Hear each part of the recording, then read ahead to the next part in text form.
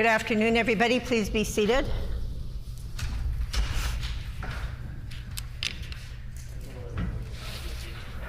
Routine proceedings, introduction of bills, committee reports, tabling of reports, ministerial statements, members' statements. The Honorable Minister of Mental Health and Community Wellness. Thank you, Madam Speaker. Matthew and Sean Thompson are siblings who attend St. Norbert Collegiate and have been actively involved in sports for the last 9 years. Their love of sport and dedication to being the best in their field have earned them positions in their respective sports to represent Manitoba at the North American Indigenous Games in Halifax this July. Matthew will be graduating high school this year and will be attending North Dakota Williston State College baseball program in the fall. He started playing baseball at the community club level at the age of 8. At the age of 11, Matthew began playing AAA baseball for the South Winnipeg Wolverines. He has competed competitively in Grand Forks, Fargo, and Minneapolis. Matthew excels as an outfielder and in the last few years has also started pitching. Matthew attended Home Run Sports Academy fall and winter programs, which led him to participate in the Canada Summer Games for Team Toba last year. Matthew tried out for the North American Indigenous Games, and as they say, the rest is history. Sean has also enjoyed playing baseball. After playing at the community club level for a couple years, he tried out for the South Winnipeg Wolves AAA team and played there for 4 years. This year, he decided to devote his time to basketball at the South Winnipeg Community Center. Sean, at 6 foot tall and only 15, practices 3 times a week and plays at the elite level with the Attack Basketball Club. Sean's exceptional skills have earned him a position to represent Manitoba at the North American Indigenous Games. I would like to welcome Matthew and Sean to the gallery and ask my colleagues to join me in wishing them all the best as they represent Manitoba in Halifax this summer.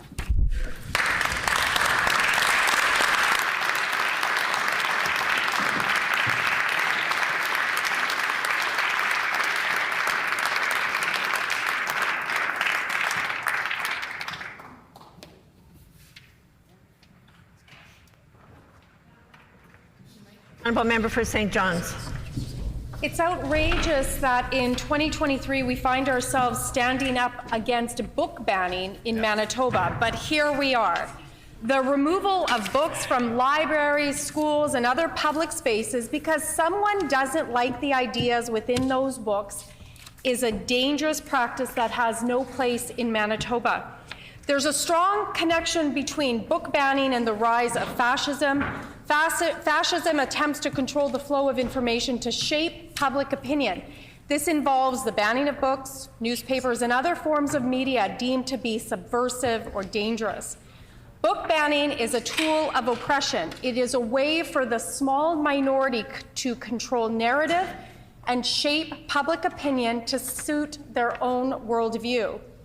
In this case, it's against 2S LGBTQIA that continues to face discrimination, censorship, and erasure. As allies, it is our responsibility to stand up for and with the community. That means actively working to dismantle systems of oppression that lead to discrimination, which includes book banning, seeking to erase the existence of 2S LGBTQIA peoples. We, as legislators, must stand up against book banning. This means speaking out when books are being challenged or removed from public spaces and supporting libraries and schools and their staffs. It is so disappointing to see this premier stand against the human rights of certain Manitobans. It's cowardice to stand by while library and school staff are called pedophiles and groomers. That is not leadership, and that's not a leader for all Manitobans. That's right. Our NDP team supports our schools and libraries. The member's time has expired.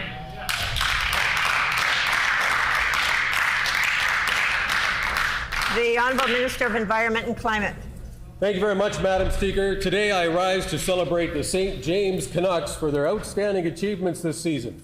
The St. James Canucks have consistently demonstrated their teamwork, determination, and resilience, which led them to a historic run and a second consecutive championship.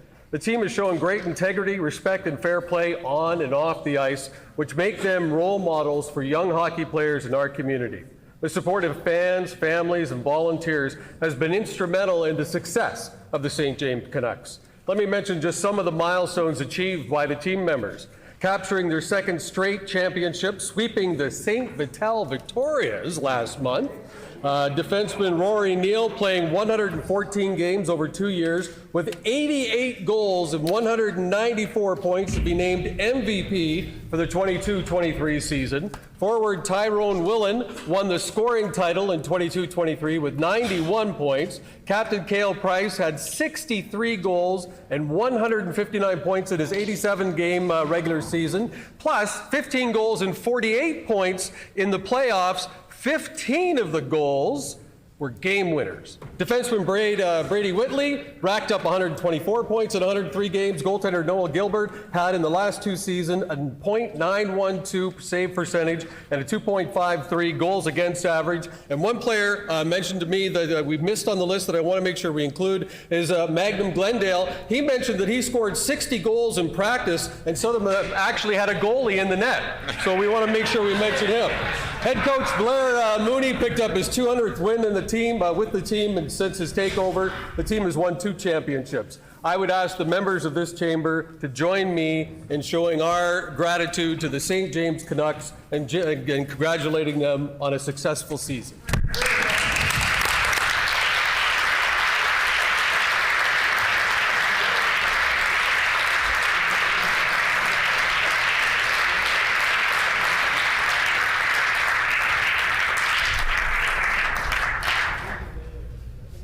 The Honourable Member for Kuwait-Nook. Thank you, Madam Speaker. I rise today with a heavy heart. I chose today with my final member statement of this session to lift up our colleague, our sister, our friend, Danielle Adams. Danielle was one of us and will forever remain a part of who we are as legislators here in Manitoba. Madam Speaker, as we come to the end of this legislative session, I think of members past and present who on their own terms have chosen to retire and move forward, to begin new chapters in their lives, with everyone hoping to spend more time with family. Madam Speaker, our sister Danielle did not have that opportunity. Danielle did not have the opportunity to say goodbye to her family, her friends, and her loved ones. She gave her life in the hopes of making Manitoba a better place for her family, for Thompson, and for all of us. Madam Speaker, the life of a politician is not just a job, it is a lifestyle. And we should all look up to the life of Danielle. Her passion, her commitment, and her dedication to family should be something we all aspire to emulate. Sometimes in politics, it's not about what you can do, but sometimes it's about what you've already done. And in her short time with us, Danielle accomplished so much. Madam Speaker, I asked the questions. Did she show us how great her potential was? Did we get to see how bright our future would be with her as a community leader?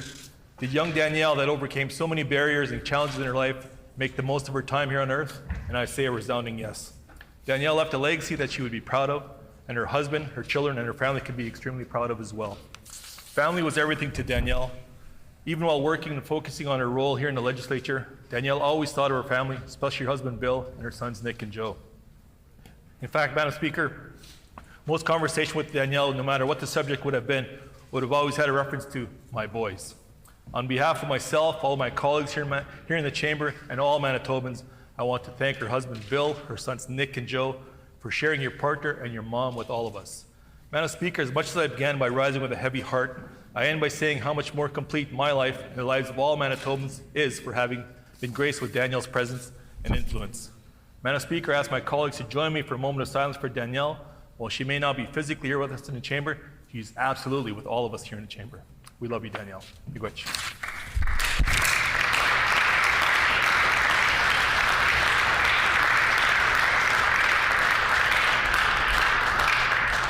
Is there leave for a moment of silence?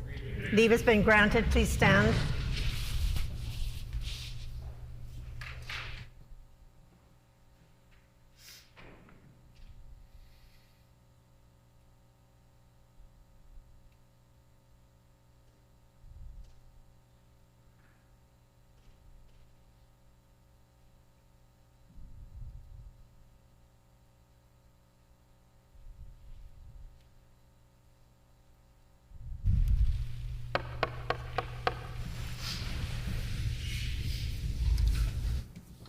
The honourable member for Tyndall Park.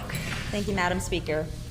4 days ago, the Manitoba Nurses Union stood outside the Legislature calling for better health care, more nurses, better supports, and less clowning around by this government. Earlier today, there was a rally outside the Legislature for allied health. They highlighted the action that needs to be taken immediately and how fixing the staffing crisis begins by negotiating a fair contract with allied health professionals who have been without a fair contract since 2017. No wonder why healthcare retention is such an issue here in the province of Manitoba. A new competitive contract with a fair salary and good benefits will significantly help attract and retain healthcare professionals. And these are just two examples of healthcare groups over the last 4 days that demonstrate the dire need of changes that need to be made to our healthcare system. Healthcare workers have been disrespected, they have been taken advantage of, they've been overworked, and they have had expectations placed upon them that no one should ever face. This week is Allied Healthcare Professionals Recognition Week. There are healthcare workers in many roles all over our province, many who work in hospitals, clinics, payroll, medical records, lab technicians, paramedics, some working on Manitobans' physical health, others on mental health, and it is overwhelmingly evident that this provincial government has not fulfilled the role that they are responsible for. Madam Speaker, I want to thank those who are working in our healthcare field. No matter the department, whether you're in Winnipeg or rural or northern Manitoba, thank you for keeping Manitobans safe and healthy.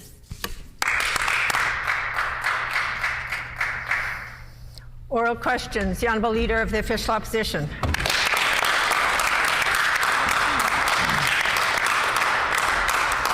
For 7 years, this PC government has disrespected people who work in our healthcare system, the folks at the front lines who take care of us each and every day.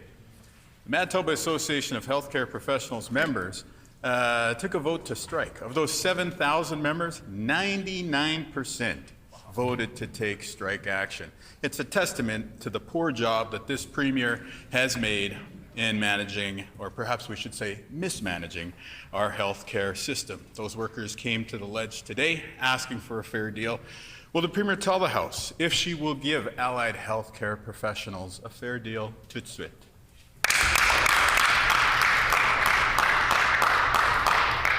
The Honourable First Minister. Madam Speaker, that is the right of these healthcare workers, and it's also their right to a fair collective bargaining process, Madam Speaker, and that's a process that we certainly on this side of the House are in favour of moving forward on, Madam Speaker. The Leader of the Opposition will know, and others will know, that we are not, government is not the employer in this, it's shared health, and we encourage them to come to a swift conclusion as quickly as possible, Madam Speaker.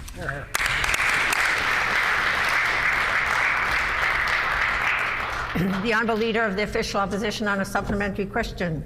Madam Speaker, this government created shared health. They appoint the board of directors of shared health. They control shared health entirely, and yet it's under their watch that there's been no deal. These allied healthcare professionals, the frontline heroes, whether they're the rural paramedics or the people working in community care teams here in the city or lab or x-ray technicians, these are the folks who take care of us. And yet this government has forced them to incur debt, taking their cuts onto their personal lines of credit and credit cards. That's the impact, the grinding impact during a cost of living crisis. How does the Premier explain the terrible job she's done with disrespecting these healthcare professionals?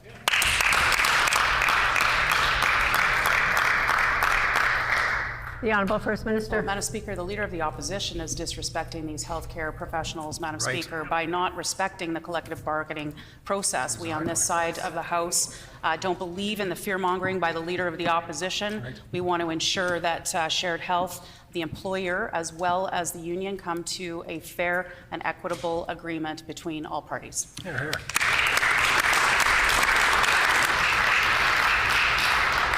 The Honourable Leader of the official opposition on a final supplementary. I'd like to share with the House that not only do these healthcare professionals do a remarkable job of taking care of us on the front lines of the healthcare system, they also watch question period. And so they've heard these lines from the Premier before, and they see them for what they are, a desperate attempt by a failing government to distract from the terrible job that they're doing on healthcare. And by the way, these workers see it as disrespect.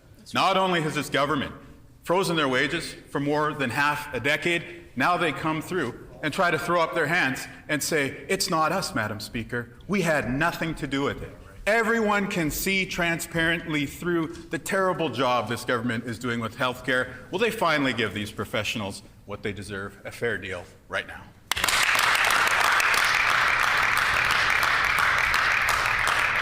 The Honourable First Minister. Madam Speaker, the Leader of the Opposition is inflaming the situation, and that doesn't help the collective bargaining process, Madam Speaker. We believe that that's an irresponsible approach.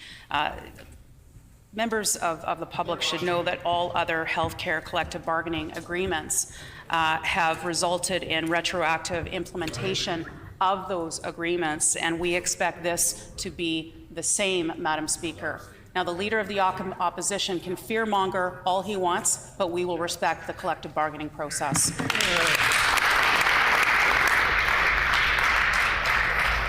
The Honourable Leader of the Official Opposition on a new question. Madam Speaker, liberty, freedom, justice, these are some of the principles that lead us on this side of the House to say that books should not be banned in Manitoba. I hear heckling from the PCs right now. Perhaps they'd like to listen because this is a very important question. When we see that Two-Spirit and LGBTQ content is being the subject of fodder for people with extreme right-wing views in our province, it's important for reasonable Manitobans to stand up and take a stand against that. You would think in 2023 it would be very easy for the Premier of this province to say that books should not be banned, and yet we're still waiting. Yesterday, the Premier said it's up to school divisions to stand up for human rights. Can the Premier state clearly today whether she wants to see a book ban in Manitoba or if she's going to stand up for reasonable approaches to defending human rights for all Manitobans?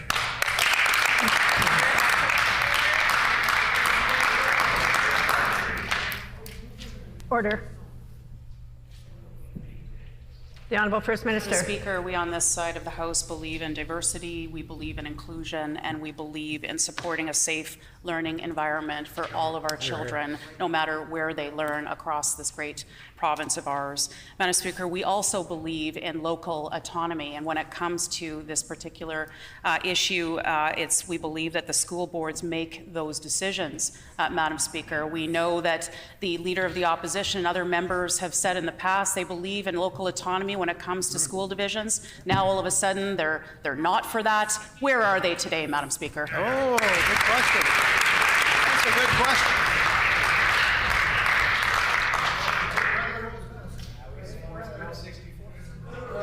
Order. The Honourable Leader of the Official Opposition on a supplementary question. I just want to point out for people watching at home that it's the members for Fort White and McPhillips who are heckling during these questions. When we're talking about human rights, where we are today is the same place we've always been as the Manitoba NDP. We defend human rights. That's right. We defend human rights for people in the Two-Spirit, LGBT, TTQ plus communities. Now, unfortunately, some people are calling for books to be banned in this province. It's been a disappointing response from the Premier so far, who says, and I quote, that it's up to those school divisions, end quote. Will the Premier show leadership? Will she simply say today that there should be no book ban of 2S LGBTQ plus content?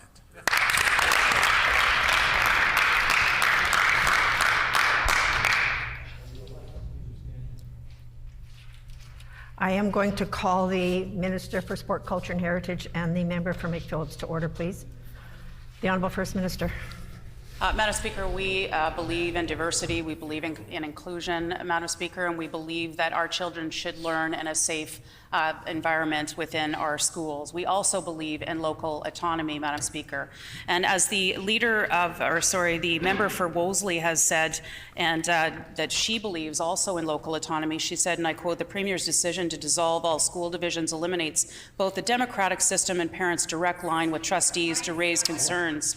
Instead, parents will be forced to take up any issues directly with the Premier, end quote. So I wonder if the Leader of the Opposition agrees with the member for Wolseley, or is that just another faction in his divided caucus?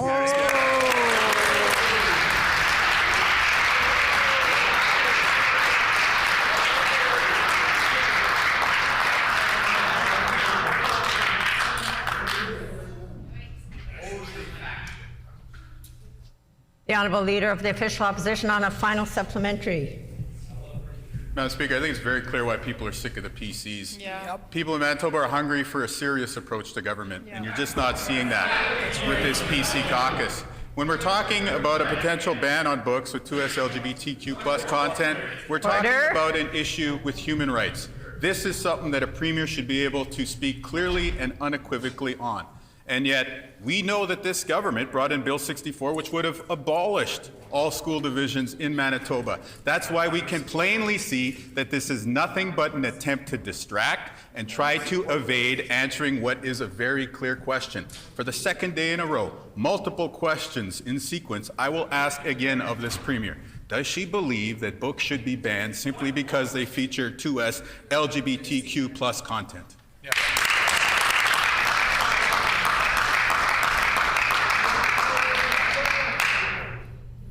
Order.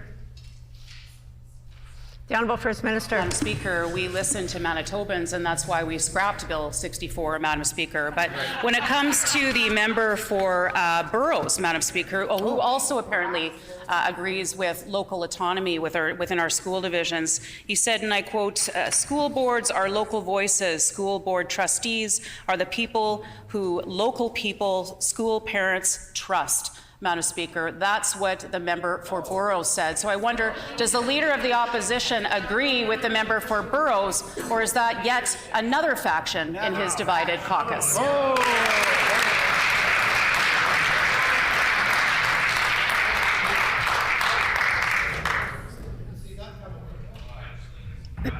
Order.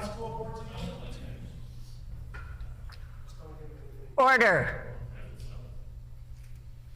The Honourable Member for Union Station. Madam Speaker, Riverbend Community School has recently been subjected to targeted attacks. An entire section worth at least $600 of books were stolen from a teacher's classroom, including 2S LGBTQ+ books, Indigenous books, and affirming books for girls, and more. As well, the school's 2S LGBTQ+ flag, their pride flag, and pole were stolen over the weekend. This is no easy task, Madam Speaker. It would have required a ladder and tools, so it's clear these attacks were deliberate and targeted. We stand together, rather we need to stand together unequivocally against these discriminatory attacks on the community, as well as other equity-seeking groups. Will the Premier be clear and condemn these attacks today?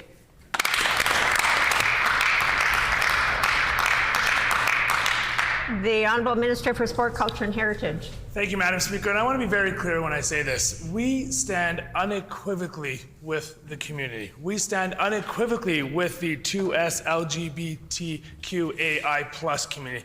We stand for inclusivity and diversity on this side of the House. I don't know how many more times we can say it, but we stand for all Manitobans proudly on this side of the House, Madam Speaker.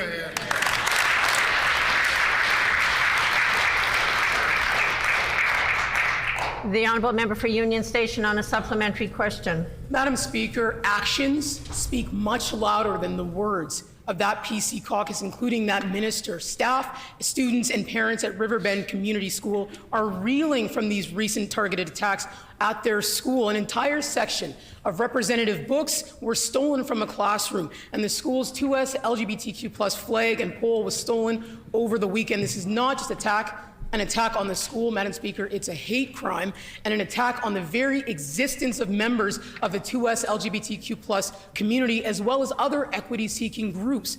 We need to stand with the school and with the community to make it clear that we all support them. And actions need to be taken to ensure these attacks don't continue. Will the Premier provide that commitment today? The Honourable Minister of Advanced Education and Training.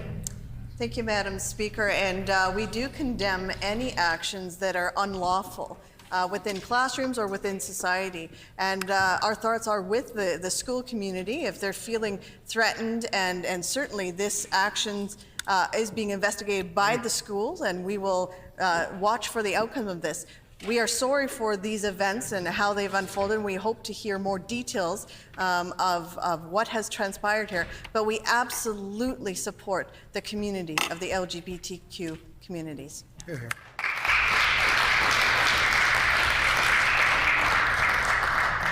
The honourable member for Union Station on the final supplementary. Madam Speaker, that's the third PC member, including the Premier, who has failed to commit to taking any action to stop these attacks. We have recently seen a movement to ban books in Manitoba just because they feature to us LGBTQ+ communities. Let's call it what it is, Madam Speaker. These are targeted attacks on equity-seeking groups, and now these attacks have become even bolder at Riverbend Community School. Even the Premier right now, the Premier herself right now heckles during this incredibly important question, Madam Speaker. Their books were stolen out of their classrooms, and a flag and pole as well. We have to stand up and call out these kinds of harmful rhetoric and actions. We need to take action right now to stop this violence in all forms. Will the Premier commit to taking real action The today? member's time has expired.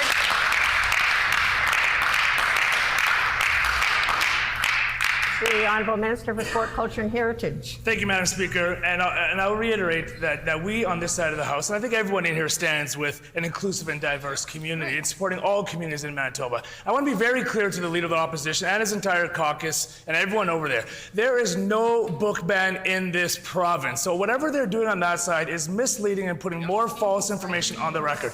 There is no book ban in this province. We don't stand for a book ban in this province. On this side of the House, we stand for freedom. We stand for the ability for people to make their decisions, to go to libraries, a welcoming and inclusive space. What they're doing is just fear-mongering and adding more misinformation on the record, like they've always done, Madam Speaker.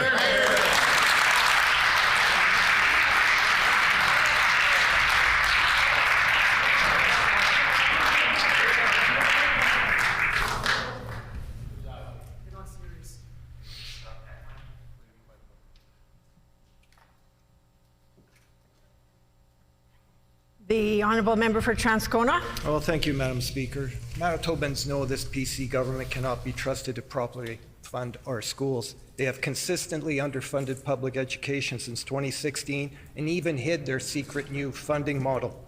Now they want to bring back Brian Pallister's debunked model of building schools using P3. This PC government retained KPMG, Madam Speaker, to do a study on using P3s for schools in 2018. And the results were clear. It was a bad move. Yep. Brian Pallister did the right thing and he backed off, Madam Speaker. Normally, the Premier loves finishing whatever Brian Pallister started. So can she tell us why she thinks he got this one wrong? Yeah.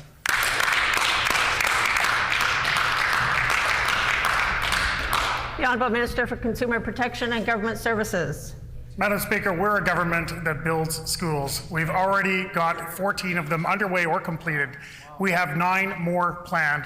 The members opposite, when they were in government, well, they seemed more interested in building portables, enough to hold 9,000 students.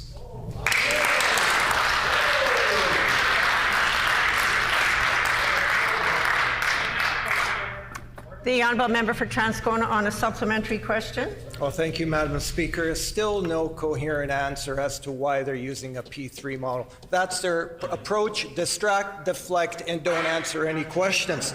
The Auditor General himself in 5 provinces found that P3s was the wrong approach. That's right. In 2018, we learned the Saskatchewan government had to pay 4 times more just to maintain schools built using a P3. That same year, this PC government abandoned their own plans to use P3s to construct schools. The Premier knows that P3 models don't work. Her own report told her so. So, finally, I'll ask again, Madam Speaker, can the Premier explain why she's committed to using a P3 process even though they cost taxpayers more money? Yeah.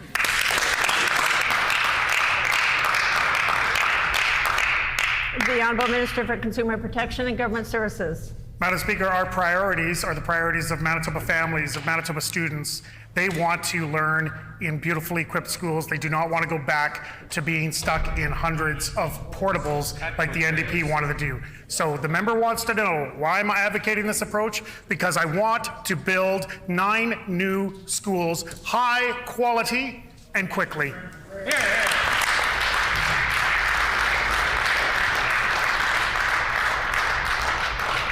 The honourable member for Transcona on a final supplementary. So a Minister of Consumer and Corporate Affairs defends using a more expensive model to build schools. This creates worse outcomes, Madam Speakers, for kids, families, and our communities. Now they're recycling this failed idea. This PC government clearly cares more about privatization than doing what's best for our public schools. Will the Premier finally commit to scrapping this failed P3 model and properly invest in building schools today?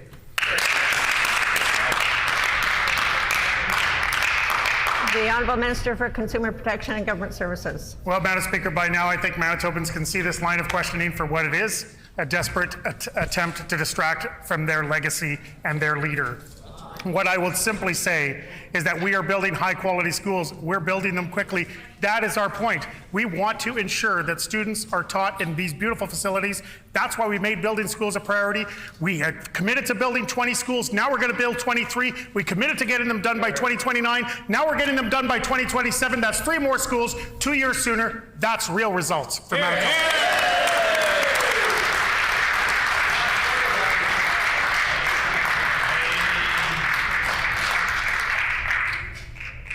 The Honourable Member for St. John's. For 7 years, the PCs have refused to listen to nurses, doctors, and allied health professionals. Instead, they paid consulting firm Deloitte to prepare a report on how they could fix the crisis that they created. And the findings weren't surprising. Healthcare workers are dealing with the burnout that's forcing them to consider quitting altogether. And then it gets better, Madam Speaker. The health minister herself never even read the report that they paid so much money for, and she still hasn't committed to reading the report. Can the minister and the premier explain why they haven't read the report that they paid hundreds of thousands of dollars for?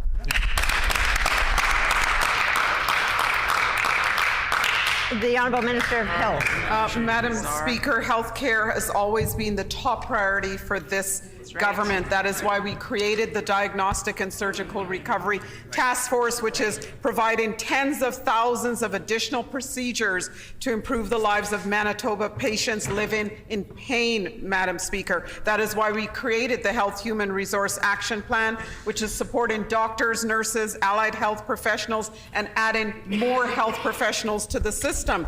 That is why we are making historic investments in new health infrastructure to allow more Manitobans to get the care they need faster and closer to home.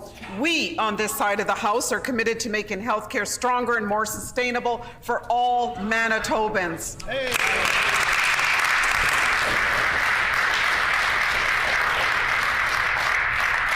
The Honourable Member for St. John's on a supplementary question. If the minister got off her couch and actually spoke to frontline health workers, she would learn that they're facing record levels of burnout that is forcing them to consider quitting a profession that they love altogether. Instead, they've spent even more money to consultants instead of spending it on the front lines. The health minister couldn't even be bothered to read the report that they paid hundreds of thousands of dollars to.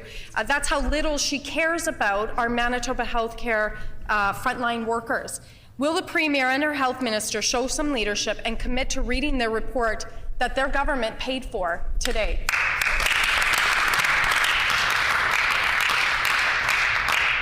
The Honourable Minister of Health. Madam Speaker, I'd like to table for the members opposite, and I hope they'll read it, a transcript of an interview from yesterday in the comments from the province of Manitoba head of surgery, Dr. Ed Bushell. We are above 2019 numbers. That's no small feat. We're recruiting and retaining net positive numbers of surgical specialists. Our numbers are going up. We are recruiting cardiac surgeons, thoracic surgeons, and we're being successful at doing this. High-end specialties are getting more people to come and help our people because we're developing the environment that is enticing. Surgeons are coming to our province in spite of significant recruitment in BC, Alberta, and Toronto. We're net positive year over year in terms of our recruitment. The member's time has expired.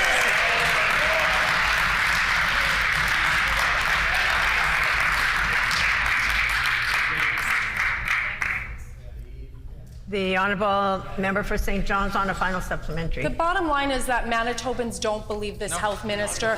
health professionals don't believe this minister, and healthcare workers don't feel supported by this minister or the premier. And that's certainly no surprise, Madam Speaker, even when the PC's commissions reports to see how they can fix the crisis, again, that they've created in healthcare, they don't even read them. They can't even take the time to be bothered to read them. That's not leadership. It is appalling incompetence.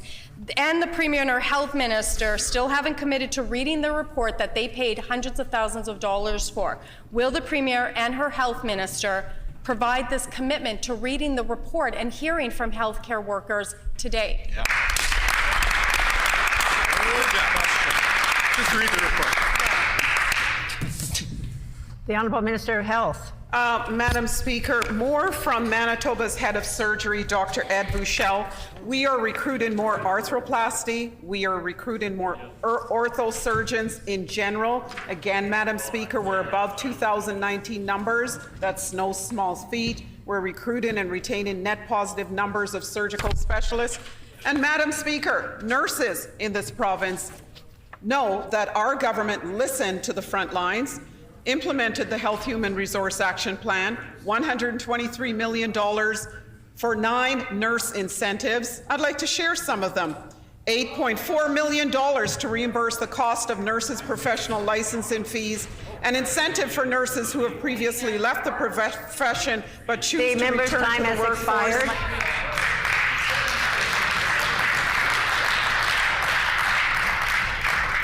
The Honourable Member for Concordia. Madam Speaker, mess at Manitoba Public Insurance somehow got even messier. A week after we raised the issue of the PC's hand-picked MPI CEO receiving 2 raises and racking up $88,000 in travel costs, we've learned that the MPI board chair has now resigned. The same PC appointed board chair who signed off on these raises and travel costs. It's clear the PCs have lost all control of the situation, and their mismanagement is going to continue to cost taxpayers more. Manitobans deserve answers. Will the government call a meeting of the MPI committee today? Yeah.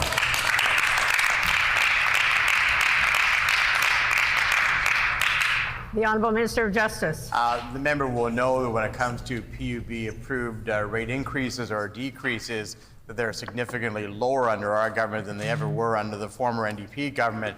Having said that, I do welcome the new board chair to MPI, Ward Keith, who has more than 3 decades of experience in the public insurance sector. I know that he's already been well received in terms of his appointment, and we look forward to the work that he'll do at MPI.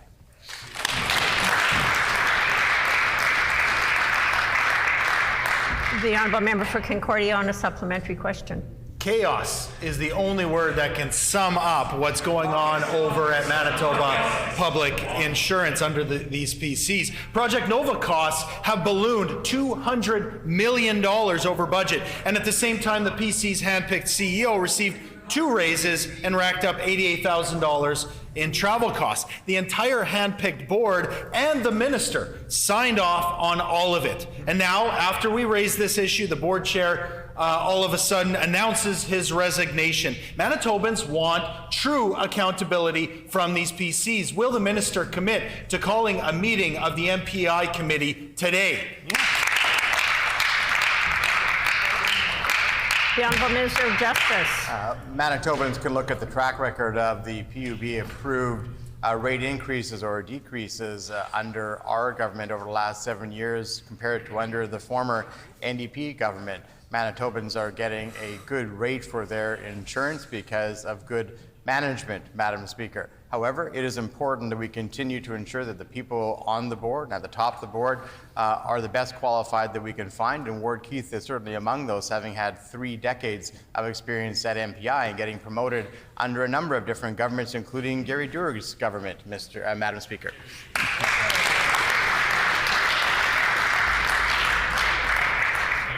The Honourable Member for Concordia on a final supplementary. For months, Madam Speaker, the PCs twiddled their thumbs as Project Nova ran $200 million over budget. At the same time, the handpicked CEO was racking up $88,000 in travel costs and received 2 raises. PC's handpicked board and the minister signed off on all of it. Yet the PCs continue to try to avoid any accountability for the mess, and it's Manitobans' MPI rates that continue to go up under this PC government. Will the government simply show some level of accountability and call an MPI committee so that Manitobans can finally get some answers from this PC government?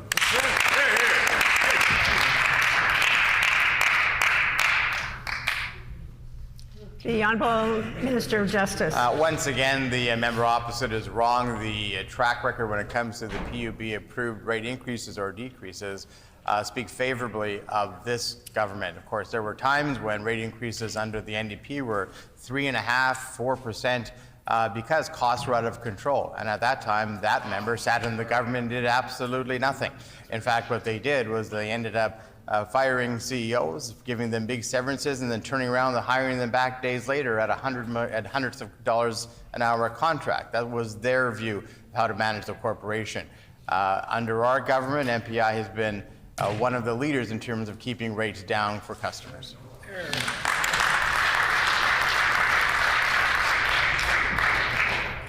The Honourable Member for St. Boniface. Thank you, Madam Speaker. Last week at committee we heard some eye-opening testimony about the PC government's terrible treatment of locally owned cannabis stores.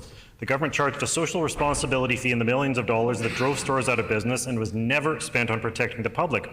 We also heard that those high taxes spent on nothing drove entrepreneurs who've risked everything out of business, and virtually nothing is being done to crack down on the black or grey markets. We were told there are plenty of local online sales and storefronts that are openly selling illegal cannabis and flooding the markets with products that can be tainted. When it comes to being tough on crime, this government is all talk. Why isn't this government supporting local small business, enforcing the law, and shutting down black market cannabis sales?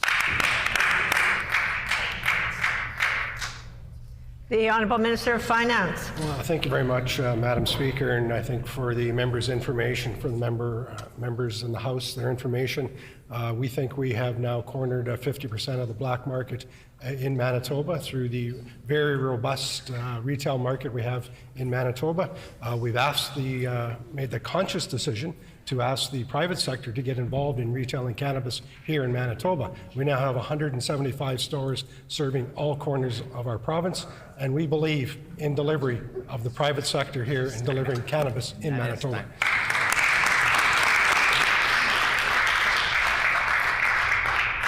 The Honourable Member for St. Boniface on a supplementary question. Madam Speaker, this PC government charged high taxes for nothing. They drove locally owned family businesses into bankruptcy, and there's been a complete lack of law enforcement. It's not up to the private sector to enforce the law. These are family-owned Manitoba businesses that have put everything at risk. Cannabis stores can't use banks. They can't get loans. This government put people's homes and livelihoods at risk by mismanaging the rollout of cannabis sales in Manitoba. When one presenter said he was opening in Point Douglas, knowing there were multiple black market stores selling all kinds of drugs, the minister's response was, hopefully your fight goes well against the black market in Point Douglas. It's not up to cannabis retailers to get rid of the black market. That's the government and the police's job. Why aren't they doing it? The Honourable Minister of Finance. Well, Madam Speaker, I think we should all reflect back, and it was the federal Liberal government that got us into the cannabis business here in Manitoba, and frankly, across the country. They've asked us to figure out the retailing of cannabis. That's why we've gone to the private sector. We know members opposite might take a different course and not use the private sector. We're certainly working with the private sector. We're working with the police forces as well to reduce the black market. And I will say, Madam Speaker, once we reduce and eliminate the social responsibility fee, we will have one of the most competitive pricing for cannabis in the country.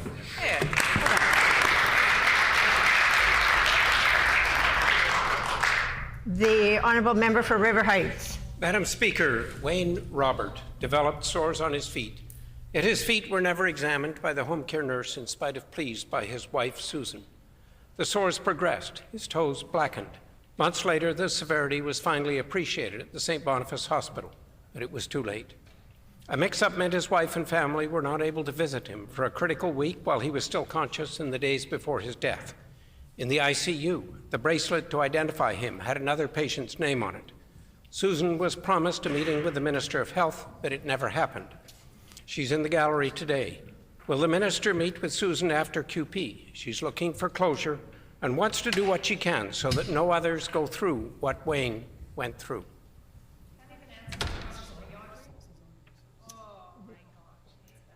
Order. The Honourable Minister for Seniors and Long-Term Care.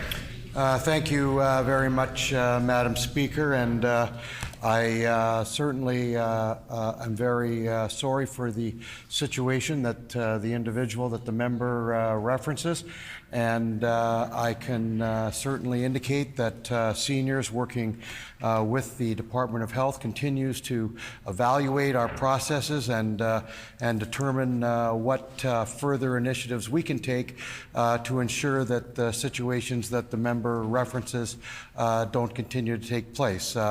As per the information that the member has brought forward, I would look forward to having some further discussion with this particular issue with the Minister of Health.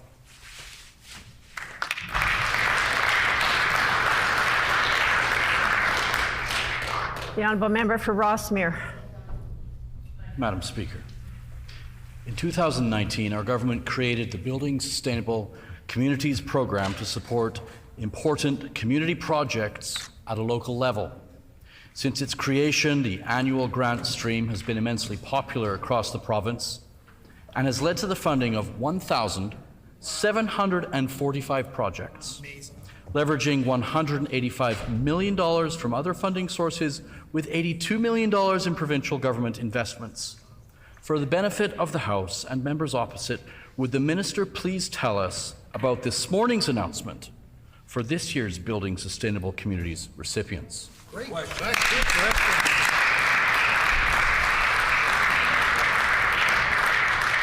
The Honourable Minister for Municipal Relations. Thank you, Madam Speaker. I'd like to thank the member from Rossmere for that great question. I know I was joined by a number of stakeholders and community groups this morning, the member from Rossmere and the Minister of Health, when we announced over $25 million in project funding across this great province through the Building Sustainable Communities Fund, Madam Speaker. Our government created this in 2019, Madam Speaker, and in the past, under the NDP government, they had all kinds of confusing streams. We consolidated that into one, and not only did we consolidate it, Madam Speaker, we upped it to $25 million in 22-23, Madam Speaker. Some projects that we announced today was a $600,000 expansion of the Boys and Girls Club in Thompson, $400,000 renovation in Dakota Community Center, $200,000 project in South Winnipeg Community Center. Expired.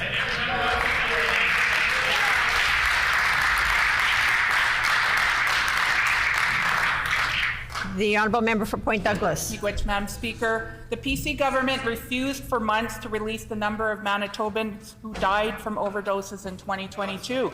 Now we finally have the preliminary data which shows that at least 418 Manitobans have died in the past year. This PC government has failed to take any meaningful action. In fact, they've tried to make it harder for those on the front lines to do their life-saving work. This is shameful. We're 4.5 months into 2023 and we still don't have the definitive numbers for 2022. When will this minister release those definitive numbers of overdose deaths for 2022?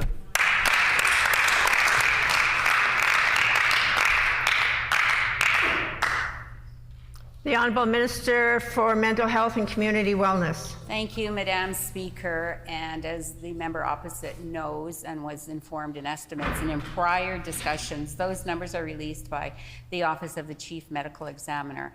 And when he has them on his site, once the preliminary numbers are out, he puts them on his site. Once they've been verified, they go on our site. She just needs to wait for him to do his job.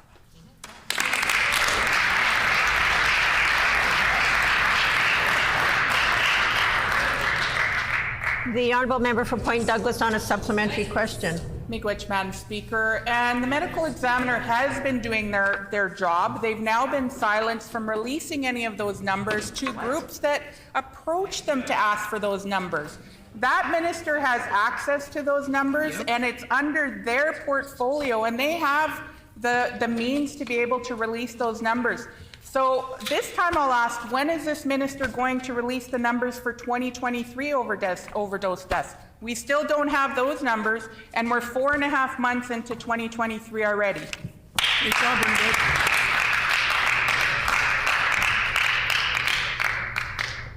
The Honourable Minister for Mental Health and Community Wellness. Thank you, Madam Speaker, and I want to thank all the individuals who do the work in the fields, who go out and meet with the families, who offer the supports.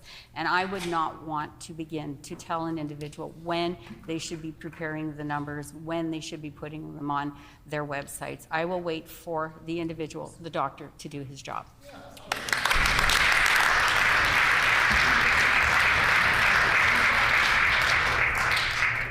The Honourable Member for Point Douglas. Miigwech, Madam Speaker. These numbers help guide the frontline workers in doing their work, and they should be guiding this government in the supports that are needed to save lives here in Manitoba. Manitobans continue to die. We don't even know how many Manitobans are dying with an overdose death, or what even drug they're dying from, because this government refuses to be transparent with Manitobans.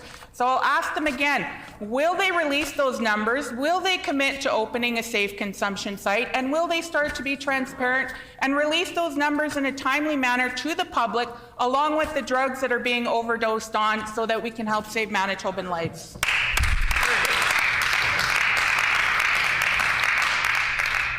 The Honourable Minister of Mental Health and Community Wellness. Thank you, Madam Speaker. And I again want to applaud the individuals who are working in the field, the nurses, the social workers, the peer support workers, all of the individuals who are providing support for individuals seeking support for their substance abuse. I also would like to say that had opposition supported our Bill 33, there would be a lot more safety in place for the community and for Manitobans, so that individuals who are seeking the supports for their mental health and their addictions would have them in place.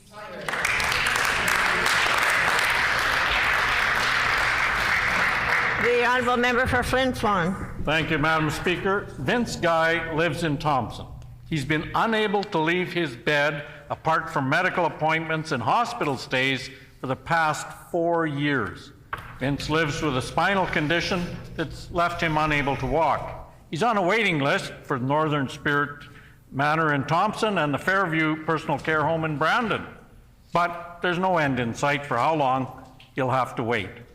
PC government hasn't built PCH beds since taking office. In fact, we've lost nearly 200 PCH beds in this province. Will the minister do the right thing for people like Vince, ensure that every Manitoban who needs a PCH bed can actually get one?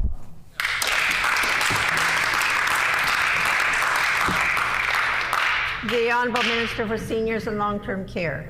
Thank you, Madam Speaker. And as I've indicated in the House several times, this government is aware of the needs of seniors in Manitoba and the care of Manitobans. And that's why, Madam Speaker, I've indicated several times that this government is in design and planning of additional personal care home, as well as other initiatives that we will be bringing forward in the very near future for the betterment of all Manitobans.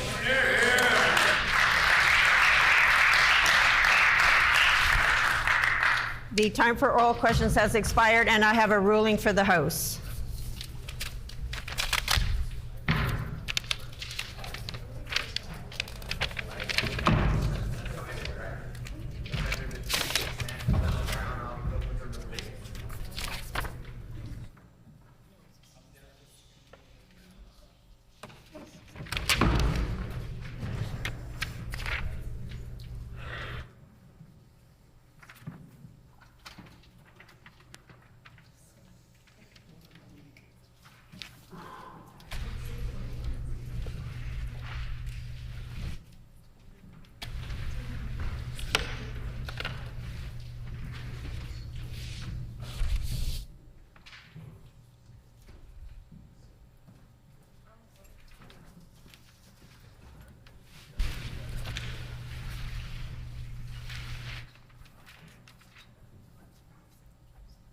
Prior to routine proceedings on Wednesday, April 19th, 2023, the Honourable Official Opposition House Leader raised a matter of privilege, contending that the Honourable First Minister and the Honourable Minister of Health had deliberately misled the House by questioning the existence and legitimacy of letters on the subject of healthcare tabled in the House on the previous day by the Official Opposition.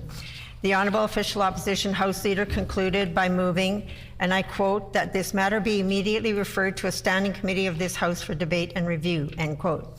The Honourable Government House Leader and the Honourable Member for River Heights also offered contributions to the Chair. I took the matter under advisement in order to consult the procedural authorities. There are two conditions that must be satisfied in order for a matter of privilege to be ruled in order as a prima facie case of privilege. Was the issue raised at the earliest opportunity, and was sufficient evidence provided to support the member's claim that their privileges or the privileges of the House were breached?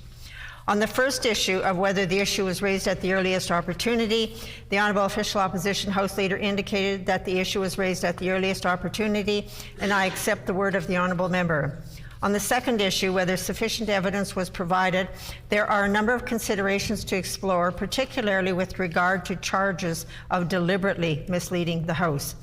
The first consideration is that allegations of deliberately misleading the House should be raised as a point of order and not a matter of privilege. Joseph Mango, in the second edition of Parliamentary Privilege in Canada, advises on page 241 that, and I quote, to allege that a member has misled the House is a matter of order rather than privilege, end quote.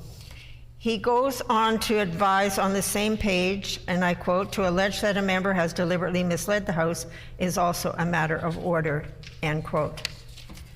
Second, as I ruled on April 19th, 2023, the member so accused needs to say on the record that it is their intended purpose to deliberately mislead the House. Short of such an admission, the onus of proof cannot be satisfied. There is a lengthy body of precedents from Manitoba speakers supporting this finding, including Speakers Rocan, Daquet, Hicks, Reid, and the current Speaker, as well as the findings from the 50th report of the House of Commons Standing Committee on Procedure and House Affairs. Third, it was ruled by Speaker Hicks on December 6, 2005 and March 8, 2006, and also by speakers in the Canadian House of Commons, that in situations concerning whether or not answers offered by ministers are false in comparison with their information, it is not the role of the Speaker to adjudicate on matters of fact. Instead, this is something that is left up to the House to form an opinion on. For all of these reasons, I must respectfully rule that a prima facie case of privilege has not been demonstrated. Although I was not able to rule that a prima facie case of privilege was not demonstrated, I would like to share the observation that it would not be a good look for our democracy if a minister were to say one thing in the Assembly chamber and then say something completely different outside of the chamber to the media. It could give the appearance that an answer provided in the chamber was not completely accurate, and it could also lead to confusion as to whether accountability has been provided. Petitions. The Honourable Member for Transcona. Thank you, Madam Speaker. I wish to present the following petition to the Legislative Assembly. To the Legislative Assembly of Manitoba, the background to this petition is as follows. Number one, according to Census 2021, Punjabi is the fourth most spoken language in Canada, and there are 33,315 people in Manitoba whose native language is Punjabi. Number two, thousands of Punjabi newcomers are coming to Manitoba as students and as immigrants looking to call this province home. People of Punjabi origin contribute a great deal to the social and economic development of Canada and Manitoba in fields such as education, science, health, business, and politics. Number three, in coming to Manitoba, Punjabi newcomers make sacrifices including distance from their cultural roots and language. Many Punjabi parents and families want their children to retain their language and keep a continued cultural appreciation. Number four, Manitoba has many good bilingual programs in public schools for children and teens available in other languages including French, Ukrainian, Ojibwe, Filipino, Cree, Hebrew, and Spanish. Punjabi bilingual programs for children and teens, as well as Punjabi language instruction at a college and university level, could similarly teach and maintain Punjabi language and culture. Number 5, Punjabi bilingual instruction will help cross-cultural friendships, relationships, and marriages, and prepare young people to be multilingual professionals. We therefore petition the Legislative Assembly of Manitoba as follows: to urge the provincial government to take steps to implement Punjabi bilingual programs in public schools similar to existing bilingual programs, and take steps to implement Punjabi language instruction in other levels of education in Manitoba. This petition, Madam Speaker, is signed by many Manitobans. In accordance with our Rule 133, Bracket 6, when petitions are read, they are deemed to be received by the House. The Honourable Member for Elmwood. Thank you, Madam Speaker. I wish to present the following petition to the Legislative Assembly. The background of this petition is as follows. Number 1. Cities across Canada and the United States, including Chicago, Washington, D.C., Salinas, California, and Orillia, Ontario, are offering home security rebate programs that enhance public safety and allow for more efficient use of their policing resources. Number 2, home security surveillance systems protect homes and businesses by potentially deterring burglaries, reducing homeowners and businesses' insurance costs. Number 3, whole neighborhoods benefit when more homes and businesses have these security systems. Number 4, a 2022 Angus Reid Institute poll found 70% of Winnipeggers surveyed believed crime had increased over the last 5 years, the highest percentage found among cities in Canada. Number 5, the same survey reported half of Winnipeggers polled do not feel safe walking alone at night, and almost 20% of them said they were a victim of police-reported crime in the last 2 years. Number 6, although the public understands what the criminologists and community advocates point to as the main drivers of crime, namely the larger issues of lack of food, addictions, and poverty, they support rebate programs like these as they help the most vulnerable in our community by removing financial barriers for personal protection. We petition the Legislative Assembly of Manitoba as follows: to urge the provincial government to work with municipalities to establish a province-wide tax rebate or other incentive program to encourage residents and businesses to purchase approved home and business security protection systems. This petition is signed by many, many Manitobans. Does the member for Notre Dame wish to read a petition? Thank you, Madam Speaker. The Honourable Member for Notre Dame. Thank you, Madam Speaker. I wish to present the following petition to the Legislative Assembly. The background for this petition is as follows. Number 1, healthcare is a basic human right and a fundamental part of responsible public health. Many people in Manitoba are not covered by provincial healthcare. Migrant workers with work permits of less than 1 year, international students, and those undocumented residents who have lost their status for a variety of reasons. Racialized people and communities are disproportionately affected by the pandemic, mainly due to the social and economic conditions which leave them vulnerable while performing essential work in a variety of industries in Manitoba. Number 3, without adequate healthcare coverage, if they are ill, many of the uninsured will avoid seeking healthcare due to fear of being charged for the care, and some will fear possible detention and deportation if their immigration status is reported to the authorities. Number 4, according to the United Nations Human Rights Committee, denying essential health care to undocumented, irregular migrants is a violation of their rights.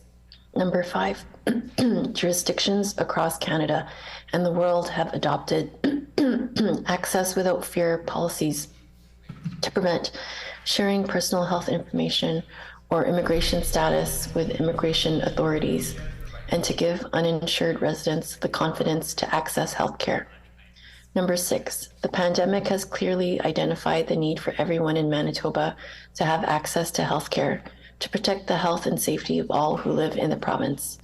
We petition the Legislative Assembly of Manitoba as follows. Number 1, to urge the provincial government to immediately provide comprehensive and free healthcare coverage to all residents of Manitoba, regardless of immigration status, including refugee claimants, migrant workers, international students, dependent children of temporary residents, and undocumented residents. Number 2, to urge the Minister of Health and Seniors Care to undertake a multilingual communication campaign to provide information on expanded coverage to all affected residents. Number 3, to urge the Minister of Health and Seniors Care to inform all healthcare institutions and providers of expanded coverage for those without health insurance and the details on how necessary policy and protocol changes will be implemented. Number 4, to urge the Minister of Health and Seniors Care to create and enforce strict confidentiality policies and provide staff with training to promote the safety of residents with precarious immigration status and ensure they can access healthcare without jeopardizing their ability to remain in Canada. This has been signed by Emily Hebert, Sarah Bruce, Taylor Matchikow, and many other Manitobans. Grievances? Orders of the day, government business. The Honourable Government House Leader. Thank you, Madam Speaker. A couple matters of government business first. Pursuant to Rule 34(7), I'm announcing that the private members' resolution to be considered on the next Tuesday of private members' business will be the one previously put forward by the Honourable Member for Brandon West. The title of the resolution is Committing to Balancing Future Budgets While Keeping Life Affordable for Manitoba Families. It has been announced that the private member's resolution to be considered on the next Tuesday of private member's business will be one previously put forward by the Honourable Member for Brandon West. The title of the resolution is Committing to Balancing Future Budgets While Keeping Life Affordable for Manitoba Families. The Honourable Government House Leader. Thank you, Madam Speaker. After some consultation with the Opposition House Leader, I'm announcing the cancellation of the previously announced Standing Committee on Social and Economic Development scheduled to meet on Wednesday, May 17, 2023 at 6 p.m. to consider Bill 230, the Municipal Councils and School Boards Elections Amendment Act, Bill 231, the Residential Tenancies Amendment Act 2, and Bill 235, the Employment Standards Code Amendment Act. It has been announced that there's a cancellation of the previously announced Standing Committee on Social and Economic Development scheduled to meet on Wednesday, May 17, 2023 at 6 p.m. to consider Bill 230, the Municipal Councils and School Boards Elections Amendment Act, Bill 231, the Residential Tenancies Amendment Act 2, and Bill 235, the Employment Standards Code Amendment Act. The Honourable Government House Leader. Thank you. And for this afternoon, Madam Speaker, could you please call for a third reading bills number 17, 7, 16, 27, 8, 13, 24, 31, 25, 36, 29, 21, and 22. It has been announced that the following bills will be considered this afternoon. Concurrence and third reading of Bills 17, 7, 16, 27, 8, 13, 24, 31, 25, 36, 29, 21, 22. I will therefore start by calling concurrence and third reading of Bill 17, the Regulated Health Professions Amendment Act 2. The Honourable Minister of Health.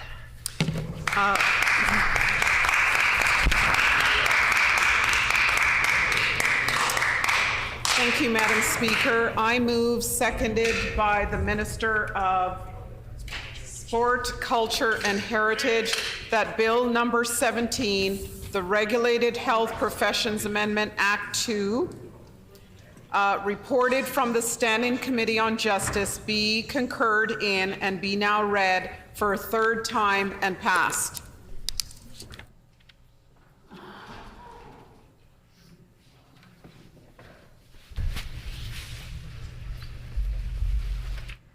It has been moved by the Honourable Minister of Health, seconded by the Honourable Minister for Sport, Culture and Heritage, that Bill number 17, the Regulated Health Professions Amendment Act 2, reported from the Standing Committee on Justice, be concurred in and be now read for a third time and passed. The Honourable Minister of Health. Madam Speaker, I am pleased to rise for a third reading of Bill 17, an act respecting amendments to the Regulated Health Professions Act, or RHPA.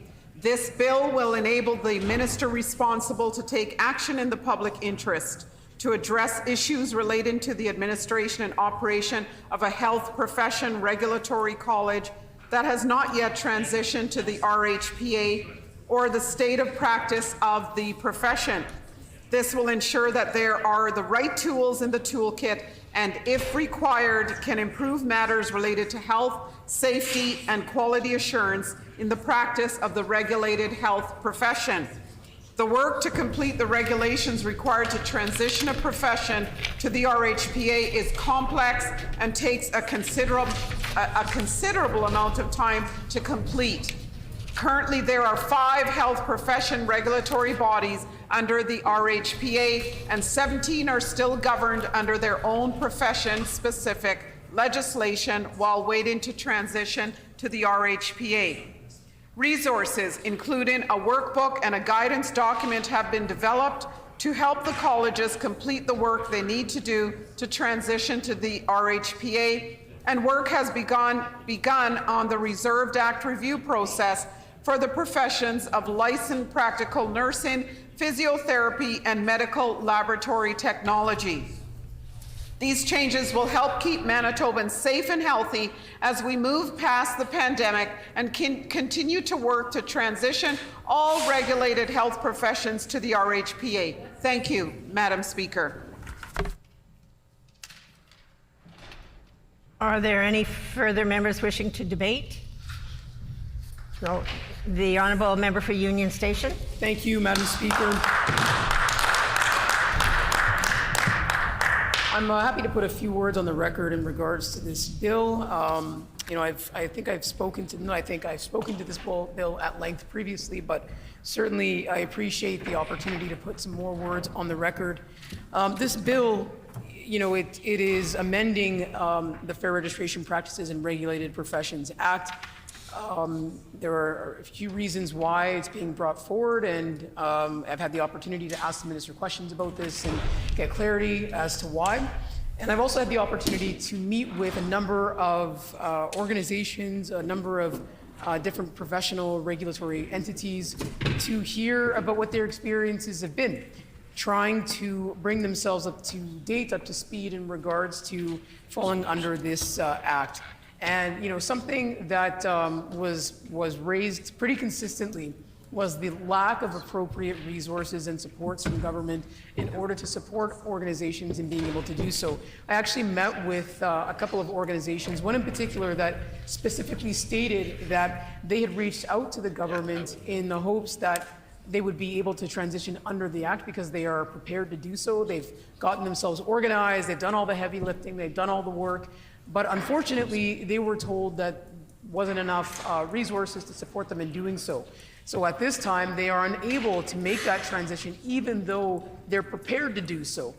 And I think what that speaks to, Madam Speaker, is the ongoing lack of human resource within aspects of the Department of Health under this minister and this government. There seems to be a resistance or a hesitancy from this government to adequately resource their own departments to make sure that when bills or amendments are brought forward that are meant to see regulatory entities make that transition, that there's enough capacity in order to support those folks to do so. And I do think that's a really important area of concern, again, because we know that it's been very slow moving. The ability for entities to fall under the act has moved very slowly in recent years. This is a source of frustration for different regulatory bodies. There are larger organizations that have made that transition, but there are other organizations that are eager to do so, but have not been met with the sort of support and energy that they would hoped from this government in order to make that happen. And so I do think that that's a really important concern to put on the record again, because we continue to hear it from folks in the community. I do think that there's some other areas that are important for us to talk about, and the area of internationally trained healthcare workers has been hot topic across the country in recent years, but certainly here in Manitoba. And we've seen that under this government, there's been inadequate efforts made to ensure that internationally trained healthcare professionals can work in Manitoba in a timely manner. I would say, my colleague, the MLA for Notre Dame, is incredibly well versed in this area. She's done a tremendous amount of work meeting with folks in communities to listen directly to them and hear about their experiences not being able to put their healthcare expertise into practice in Manitoba, especially during a time where we really need every single healthcare professional possible working in our healthcare system in Manitoba. And it's very concerning that this government, despite the actions they claim they're taking, continue to fail these healthcare workers. We saw recently that the Minister for Immigration, just as one example to really illustrate what I'm talking about here, took a trip to the Philippines, came back, and the government touted that trip as a success, that we'd have all of these healthcare workers from the Philippines, nurses working in Manitoba in short order. Now we know that that's not even anywhere near happening. We know that that's not going to happen anywhere near the timeline that this government said it would happen. We know that there are some barriers that remain in place that this government hasn't addressed. And again, that speaks to this government bringing forward, initiatives or legislation or making announcements, but actually not having the details worked out or having a plan or strategy in place at all to speak of that would realize what it is that they're talking about. In the meantime, what do we have? We have a healthcare system in Manitoba that is, some people say collapsing, some say in crisis, some say on fire. There's a whole lot of ways that people are describing what's happening in healthcare in Manitoba. What else do we have? We have healthcare workers who are leaving our healthcare system in droves still, despite the fact that this government did what it does. They went out and made an announcement, said they hired hundreds of healthcare workers basically the same day, almost in the same breath. You've got people who are saying to this government, you bring forward bills like Bill 36, you make announcements like you've hired hundreds of healthcare workers, but in reality, you're not doing anything near what is necessary to make those things be realized. We know that actually we've lost a ton of healthcare workers from our healthcare system, but this government won't be honest about that because they'll do anything that they can to distract from the truth and the reality of things. We also know, like I said, in terms of Bill 36, that they don't actually want to do the work to make sure that their own announcements and commitments can be followed through on. And so that's just an example of how it is that this government continues to fail healthcare in Manitoba. And the reality of it is this, that Manitobans are the ones who pay for it. Manitobans are the ones who have to live with the consequences of this government's failure to actually follow through on anything they say that they care about in regards to healthcare, which is really shameful. This government has a pattern of waiting until they are forced to address a situation to even acknowledge the situation is taking place. And I could give countless examples to illustrate that, Madam Speaker. I recognize, though, that I'm talking about Bill 36, so I want to make sure that I can draw on an example that speaks to Bill 36. So I guess a good example would be, Bill 36 has different regulatory entities that are required to meet certain standards. For example, complying with regulations as it pertains to English or French language proficiency. That's a really good example. Those are testing requirements for domestic and internationally educated individuals, right? That's just an example of one of the criteria that is needed to be met under Bill 36. But we've seen under this government that there are folks working who would like to work in Manitoba, who are born and raised and educated in Manitoba, got their education at post-secondary institutions in Manitoba, who unfortunately have not been able to practice their profession, in this case, in particular nursing, because this government failed to take the necessary steps to recognize that that is a ludicrous barrier to these folks who want to practice in our province.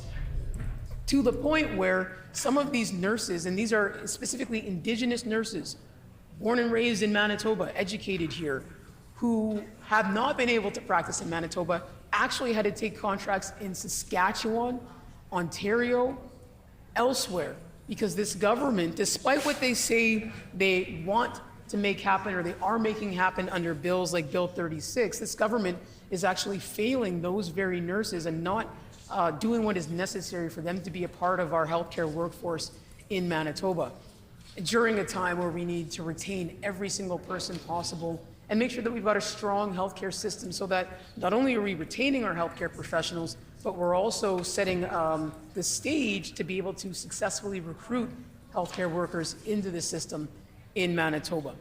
And so, you know, I want to make very, very clear that Bill 36 is, you know, making some amendments and changes that are needed and, you know, that will support regulated healthcare professional entities in being able to come under the Act. But none of that can actually happen in a timely manner. It can't be realized in a way that really supports these entities because this government isn't adequately resourcing the department in order to support them in doing so. And again, that speaks to a pattern this government has of under-resourcing the essential services that we have, which would ensure that our healthcare system and the organizations that support our healthcare system can function in a way that sees our healthcare system be strong here in Manitoba. And so I felt it really important, Madam Speaker, to make those few points. You know, we're in a time in Manitoba where, you know, even what seems to be pretty straightforward common sense legislation brought forward by this government is met with doubt and scrutiny and a lack of trust by the general public and by organizations providing health care or regulatory bodies in this province. And that has been well earned by this government. They've worked very hard since 2016 to completely erode the trust and confidence of Manitobans across the province. And unfortunately, they're working less hard. They're putting even less effort into repairing and rebuilding that trust and relationships. And so I hear on the doorsteps every day, whether it's I'm door knocking in Fort Richmond, if I'm door knocking in Southdale or Assiniboia, you know, if I'm door knocking, you know, in Kirkfield Park. I was there a couple of weeks ago. What I hear from Manitobans is very clear. They don't trust this government with their health care, and they want a government in place that's going to work in partnership with regulatory bodies and organizations to strengthen our public health care system and empower the professionals who provide direct frontline care. And that team that's going to get that done is our NDP caucus. Thank you, Madam Speaker.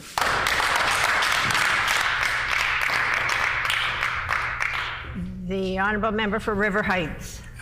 Madam Speaker, this bill, which is now at third reading and has been through committee, is basically a bill which substantiates the fact that the government has failed to put resources in to get the organizations which we're talking about through this process. We've heard again and again from individuals that the government has delayed and delayed, and that they've delayed because they haven't had assigned the resources and the individuals to be able to accelerate this process. You know, one of the examples was provided by a presenter at the committee meeting. And this was a presenter who was presenting on behalf of the Remedial Massage Therapist Society of Manitoba. And she said that with the massage therapists,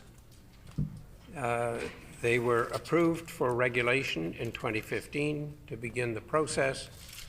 And in 8 years, there has been no steps following that. She says in her comments, this is unacceptable. Massage therapists were told the new regulations for massage therapists could take 2 to 3 years to complete. And she also points out that even if they started today, they'd be looking at 23 years from when the initial bill was passed to when they are registered. That's not a realistic timeline for processes, even for government. I think it needs to be very clear that the fault here is both with the NDP and the PC governments. that the excuses have been plentiful, but the action has not been. The government has repeatedly used COVID as an excuse, as a scapegoat for things which didn't get done, and yet, as we have pointed out on this side, that very frequently that the COVID was an ideal time to get moving on some things which had stalled. Saskatchewan, the massage therapists have gone through processing levels and are on their way to completing the development of their college by the end of 2023. And this compares to what's happening in Manitoba, where the massage therapists are stuck at the starting gate. Indeed, they were dismayed to learn that the massage therapists weren't even on the list that was provided by the Minister of Health. It is a sad and story comment on what's happening in healthcare in our province, that one of the building blocks, which was supposed to be an important building block for healthcare professions, for regulated professions, has gone so slowly and has taken so long. This bill would not have been necessary if the process had moved quickly. It is now being introduced as an alternative to the process when, in fact, the answer should have been to accelerate the process and make sure that the colleges, the regulated professions, were in fact incorporated under the Act. The minister makes the excuse that this is due to the complexity of the process, but it's become quite clear that it's primarily a big bottleneck that the government has put in place by not having sufficient staff. And it is a sad commentary that there are, in many areas of healthcare, not sufficient staff, and that we are being hampered in the delivery of care. There is a suspicion that the problems that I described with Mr. Wayne Robert earlier today, many of them were related to a shortage of staff. If you don't have enough staff, you can't get things done well, and people start cutting corners, and things don't go as well, and often they cost a lot more. So the government would have been much smarter to put in place the staff to get this job done, the staff to get many, many other jobs in healthcare, ensuring that we have enough staff in allied health fields is critically important. We had a big rally at noon today, many objecting to the fact that it was more than 5 years, and the Allied Health Union has still not, allied health professionals still don't have a contract. This is clearly not acceptable. This government is causing problems for itself and for the province and for healthcare in our province. Allied health professionals are among the most critical of all. They perform many, many duties which are essential in healthcare, and this government should have been paying a lot more attention to them and making sure that they had a decent contract, because without that being settled, more and more are looking elsewhere where they're able to get bonuses and where they appear to be better supported. So this bill is here because it shows and highlights a major failure of this government and the government before them. And so, Madam Speaker, with those comments, I will sit down and we'll pass on, and I hope the government will hire the people and get the job done fast, but I am not optimistic given their track record. Thank you. The Honourable Member for St. Vital. Thank you, Madam Speaker. I just want to make a few points with respect to Bill 17, the Regulated Health Professions Amendment Act. And first I want to begin by saying that today we were fortunate to have members of MAHCP here at the steps of the Manitoba Legislature. That's health professionals in their province who are currently looking to negotiate contract and get a fair deal for themselves with this province. And these health professionals are looking to work here in Manitoba. They're the folks who are working day in and day out to keep our healthcare system working in conjunction with doctors and nurses. Healthcare professionals are the ones who service as the backbone. They're the diagnostic professionals. They're the x-ray techs, they're the paramedics. These are the people that keep our system moving from one spot to the next, and they're critical to our healthcare system. They're critical to the health of Manitobans. And for them to be ignored by this government the way they have been for over the past 5 years without a contract, not only disrespects them, but it hurts Manitobans who are looking for a robust healthcare system that they can rely on, and one in which we can all have some confidence in. And that's all in jeopardy because of the decisions of this current government.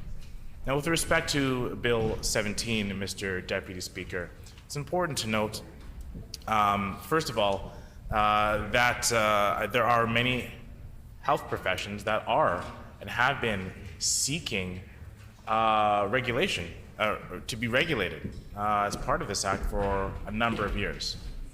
And it's in part due to the under-resourcing of folks within the government that has delayed this process for many health professions. And I know that has a significant impact. I've been a part of organizations that have rolled into the Regulated Health Professions Act, and it's important to understand the amount of work that goes into it, the amount of time that it takes to complete the job. And even when well-staffed, it does take quite a significant amount of work effort and time. But you can imagine how much more it takes and how much more time eventually is wasted when departments are under-resourced, as they have been under this government. I know there's health professions that have been trying to get under this act and be regulated for the better part of the last decade, and it hasn't happened, in large part due to the short-staffed nature of the health department. And so I think that is certainly a frustration for many health professions. And the other point I want to make on this, Mr. Deputy Speaker, is simply put that many of the health professions and our healthcare system in general has been misstaffed in quite a way. You know, it's a frustration for Manitobans, the Manitobans that I speak to across Winnipeg, across the suburbs of Winnipeg, across Manitoba, quite frankly, who express to me their frustration when they see announcements roll out around X millions of dollars and this much going here, but then they don't actually see action taken from this government. They see perhaps numbers, and they don't see that translate into meaningful steps to make our healthcare system better. And I think this is a prime example where we've seen healthcare workers and allied healthcare workers been left back, been left behind. You know, when we see healthcare dollars go and we see large bureaucracy created, but then those money don't actually get trickled down to healthcare workers, when we see healthcare workers not get listened to or not be respected in the way that they should be, especially since they have been doing the work for many years, not just in the last 3 years when they've been so incredibly inundated with shortages of healthcare staff, but right through the pandemic. You know, there's a worker who expressed today her own story of going to work through the pandemic and being feared for her own well-being during that experience, coming home when you think you would get a reprieve from the stressful work environment of working in healthcare during the pandemic, only to have to self-isolate from her family just so that she can go back out the next day and provide healthcare to Manitobans. That's dedication, that's sacrifice. And what does that dedication and sacrifice from our healthcare workers get in return from this government? Well, it seems like they get disrespect without having a contract, without having a fair negotiation for over the past 5 years.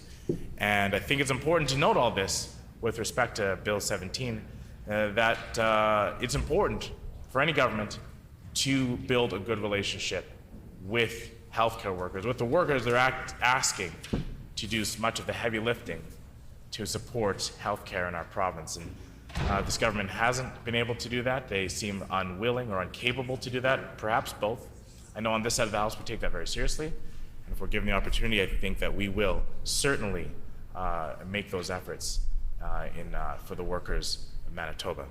With respect to internationally trained healthcare workers who also will be impacted by the changes in Bill 17, it's important to note that there have been significant barriers that the internationally trained health professionals have faced.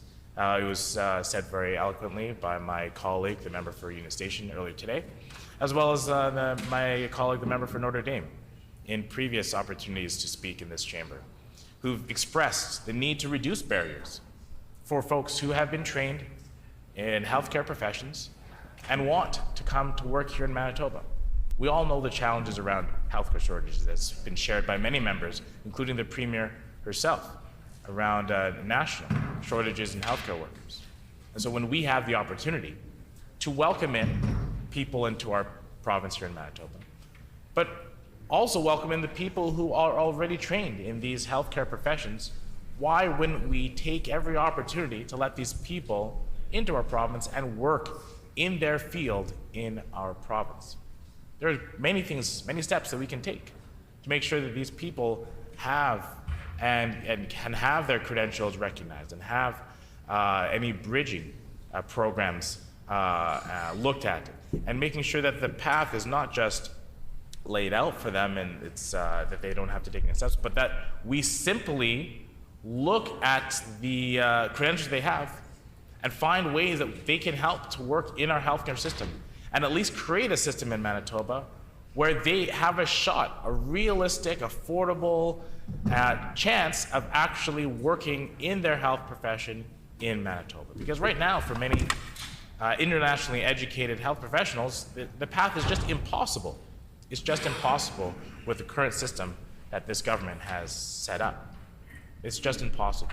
And so we need to make that avenue more clear for people to follow, for internationally educated professionals to come into Manitoba and ensure that they are not only going to come and live here and raise a family and stay here, but that they can work and help our province meet the healthcare needs and the healthcare challenges that we all face.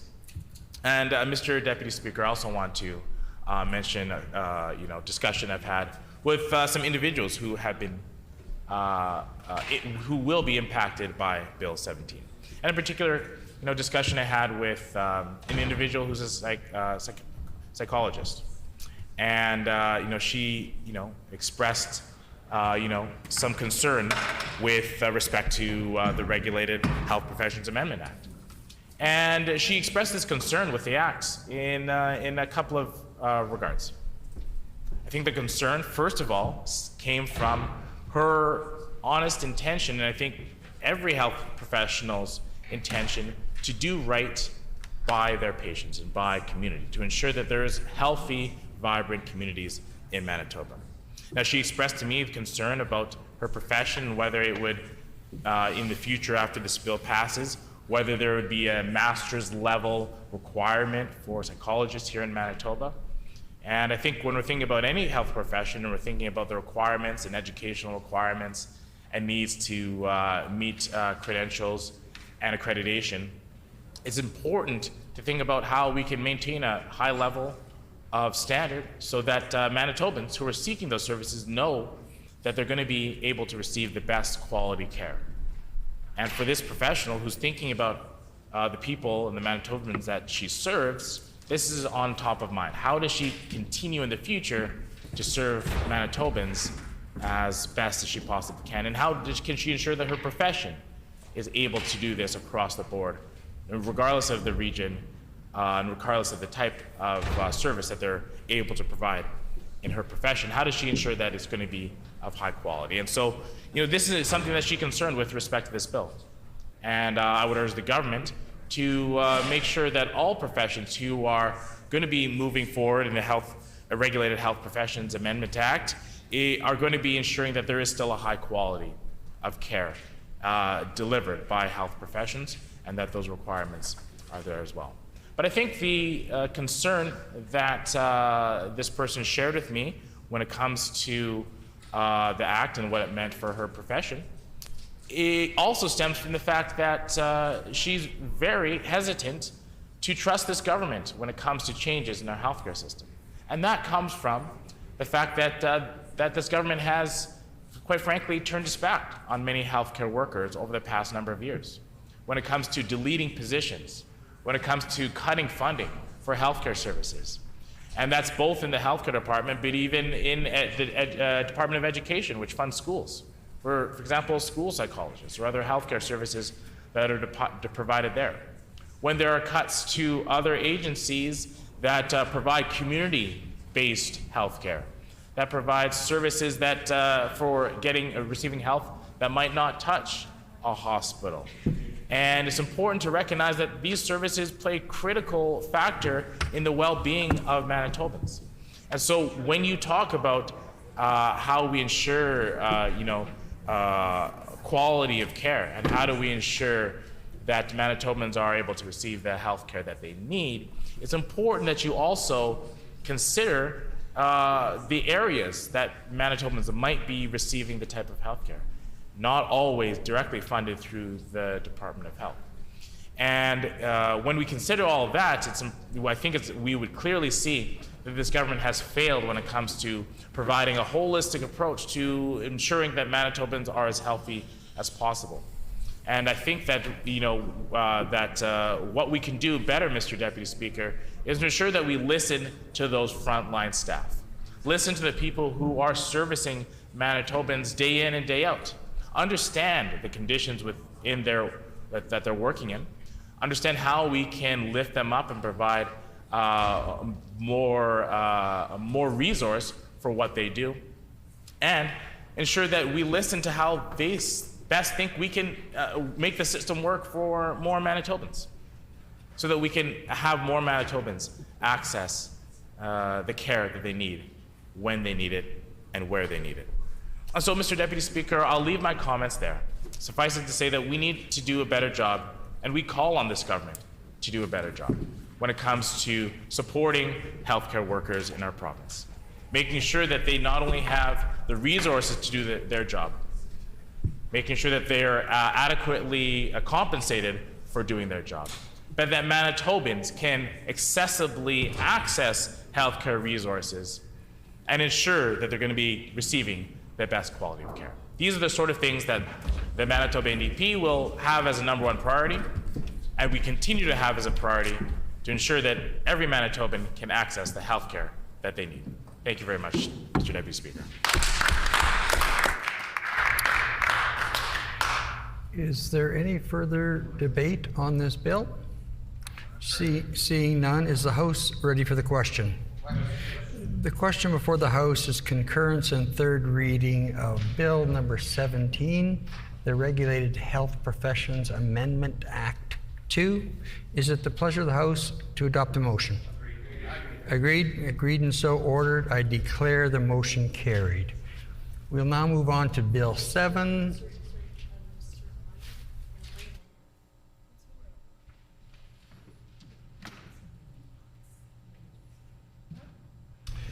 The Honourable Minister of Environment and Climate on a point of order. On a point. Thank you very much, Mr. Acting Deputy Speaker.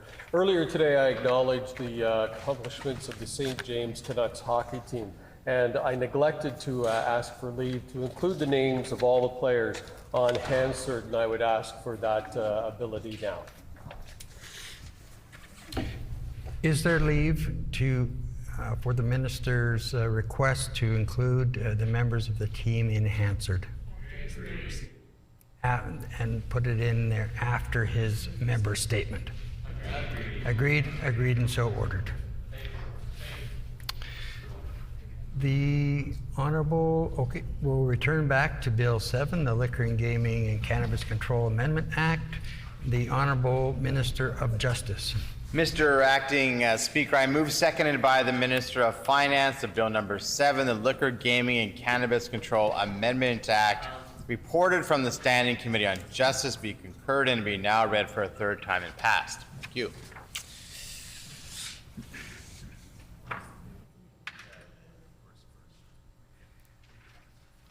It has been moved by the Honourable Minister of Justice, seconded by the Honourable Minister of Finance, that Bill number 7, the Liquor, Gaming and Cannabis Control Amendment Act, reported from the Standing Committee on Justice, be concurred in and be now read for a third time and passed. The Honourable Minister of Justice. Thank you, Mr. Acting Speaker. So I've put significant words on the record regarding the details of this bill at second reading, in addition to taking questions at that stage. The bill really provides for greater flexibility in the framework, allowing more businesses and service models. The system in which our liquor is regulated in Manitoba is very complex, with a number of different licenses. And as a result of a number of different business models and those looking for flexibility in how they serve alcohol, it has been shown to be not a very nimble system and not very open to new models of business that are being seen in other provinces and that are desired here in the province of Manitoba. There have been a couple of things that have occurred. As an example, the beer can across the street is opened every summer, and there's been a bit of a workaround in terms of how that can work in the current regulations for licensing of the serving of alcohol, but it's complicated and it's not exactly what the business, I understand, might be looking for, and so this allows for greater flexibility. Two examples came at committee. There was a company or an organization called the Pedal Pub, which has a very, I've tried to describe it the best I can, a very large bike where individuals face inward towards the table that's in the center of that bike. And in other provinces, they can license, they can serve alcohol on the Pedal Pub, and they aren't under our current regulations and licensing system. The other company that came forward at committee was Little Brown Jug, and they were concerned about the serving sizes that are allowed at events that are not in line with other provinces as well. So our executive director of the LGCA made a commitment that with the passage of this bill, regulations would be developed that would benefit those two particular businesses. Of course, there'd be many others that would be benefiting as well, and they have been, I know the critic indicated that that seemed like a kind of a rash decision, but they've been writing in for many months, if not years, to look for that change. So with the passage of this bill, I understand that work can begin, and they're obviously desirous of having that in effect for summer and for the festival season, which, if you were to walk outside the legislature today, you would realize is quickly upon us. So I look forward to this bill passing. I thank those who came to committee for their presentations, and I thank the Liquor, Gaming and Control Authority for their work in drafting this bill, which I think had been stalled by the opposition once in a previous session, but is now, I believe, ready to proceed for third reading passage and hopefully royal assent before June 1st. Thank you, Mr. Acting Speaker. The Honourable Member from Concordia. Well, thank you very much. Thank you very much, Mr. Deputy Speaker. I appreciate the opportunity to put a few words on the record. I should allow for all of the applause to conclude, because I know for Hansard, I know it's difficult for them to pick up on. But you know, I'm just so eager to speak to Bill 7, and I know that I have the support of my colleagues in doing so. So maybe I will just move forward and put just a few words on the record with regards to Bill 7. We certainly are in support of those businesses operating in Manitoba who, as the Minister mentioned, came to committee and identified specific issues issues that they had with the current regulations, the current legislation as it stands. And we're certainly encouraged to know that the government is starting to listen to those independent businesses, understanding that they are doing their level best to serve responsibly in this province, to provide a service, and to do so in a very responsible way. Any way that we can support them, we certainly want to send the message that we are in favor of doing so. There was some concern, I will add, Mr. Deputy Speaker, that in the committee process, a presenter presented a specific situation, which then prompted the minister to go over, talk to officials, and sort of come back and on the fly announce what regulations may or may not be, which I think is quite unprecedented in terms of the process. Is very, very strange for a minister to operate in that fashion. I would imagine there are a lot more people in the industry who have other situations that they'd like to bring forward to this government, who just happen to not be at committee, and so didn't get an assurance from the minister that their specific situation would be addressed. And it really does speak to our major concern with Bill 7. I should say one of our major concerns about Bill 7, because I will address both of our major concerns. The first major concern is that the minister is making up rules on the fly, that it's all being done through regulation.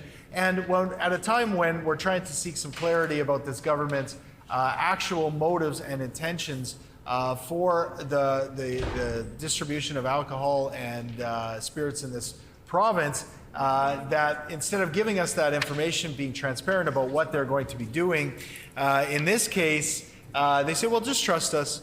We'll put it all in regulations, and I guess the minister will, at the public presentation table, take suggestions about what those regulations should be and just implement them, willy-nilly.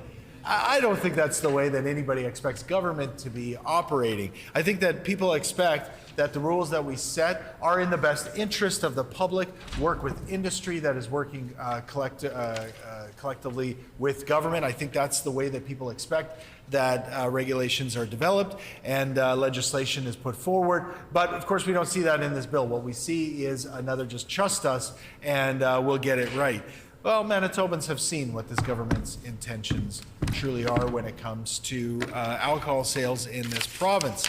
And that's, I think, why, as the minister indicated, this bill has seen some road bumps, some speed bumps, as we've been going through the process. Of course, we work with industry. We want to see this move forward, but the government hasn't shown all their cards. They've been very, very secretive in their plan, and we know why now, because, of course, the other pieces of legislation on the order paper, before this legislature, that we did manage to kill are bills that specifically privatize our liquor system here in this province. And most Manitobans would understand why that's a bad idea.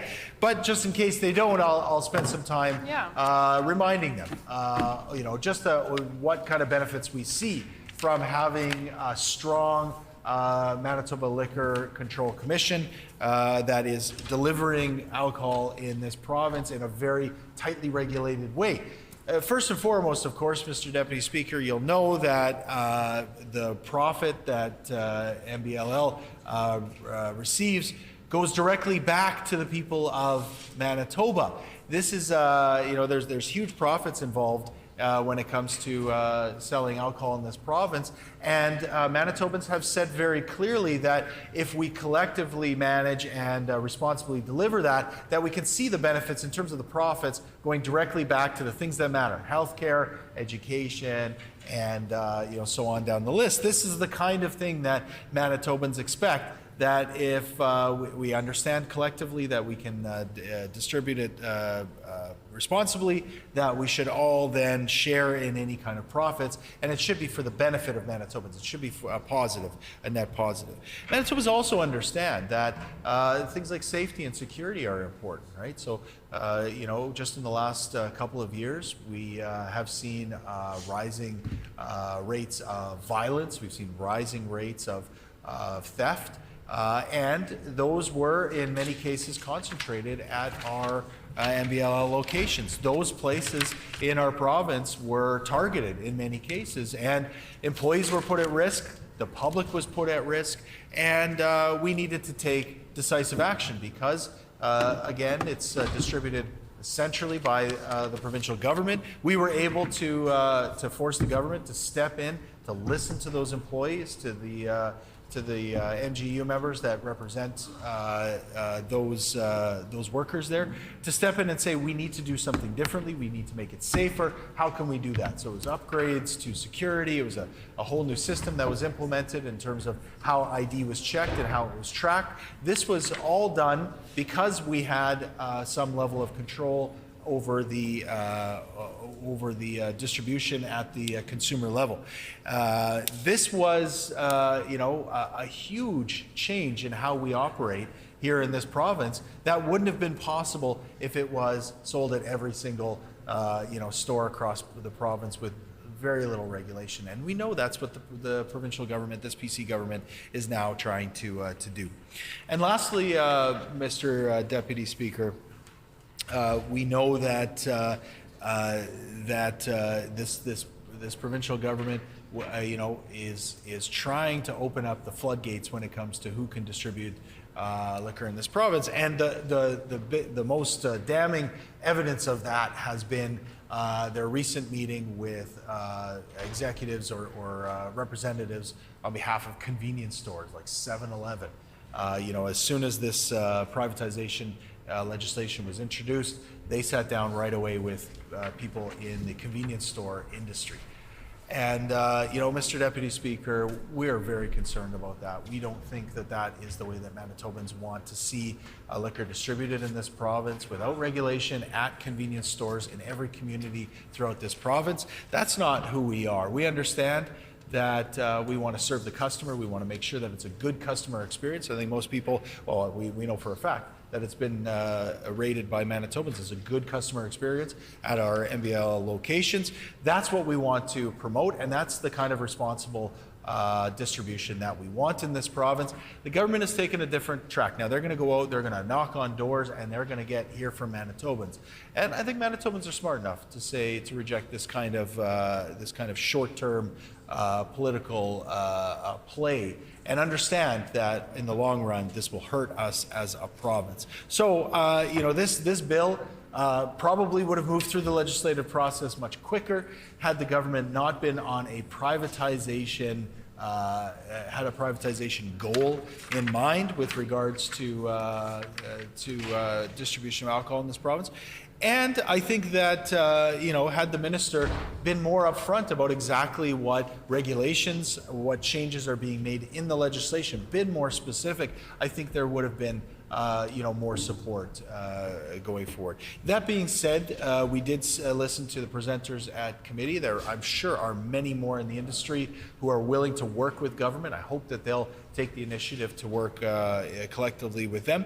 Listen to the message that they're sending, that they are trying to be partners in this, and they're trying to be responsible, and they simply want a government that will listen to them. So we do support this bill moving forward, and we do expect that we'll hear much more from the industry as times change, as expectations of consumers change, and we hope to continue to listen to that as we go out and send a message that we support our public workers, we support those in the industry, and we'll send that message every day on the doorstep in the next election. Thank you, Mr. Deputy Speaker.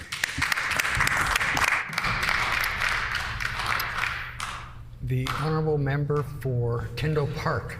Thank you, Mr. Deputy Speaker, and I'm happy to rise this afternoon and share a few words about Bill 7, the Liquor, Gaming and Cannabis Control Amendment Act. I recognize it as a piece of legislation that has been debated and brought forward a few times, and many members of the House have had opportunities to debate the legislation, and so I'll keep my remarks short here this afternoon.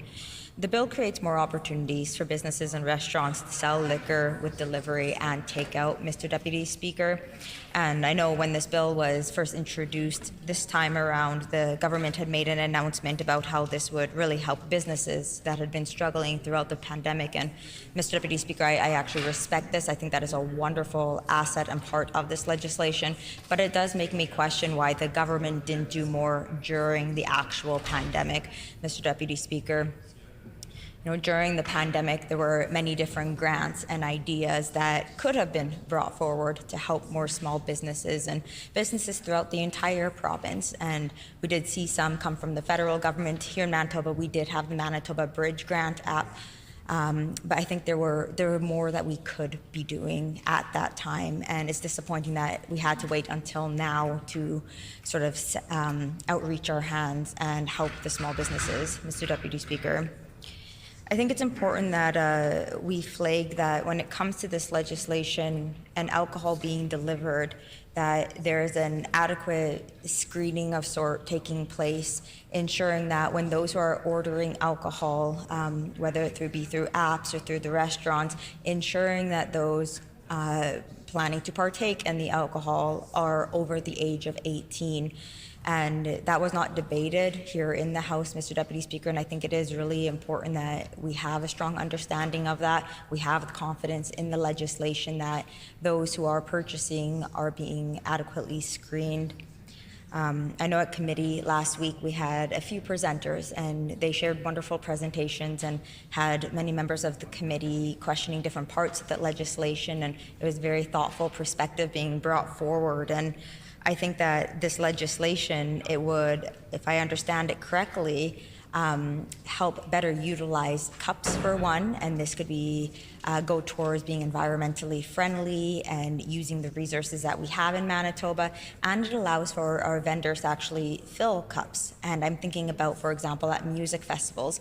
Manitoba, we take a lot of pride in our music festivals. We have Folk Fest, and I'm sure some of my colleagues maybe participated in Folk Fest over the years themselves, and we've got Rainbow Trout and Harvest Moon and Jazz Fest, and at all of these festivals, they will be affected by this legislation in the sense that they will be able to fill cups differently. And it was just an interesting perspective to learn and hear about at the committee stage. And I want to thank the presenters for sharing that with us. And I recognize we're May here in the legislature. That means we're almost in the summer. We could argue it's summer out there right now. It's quite hot.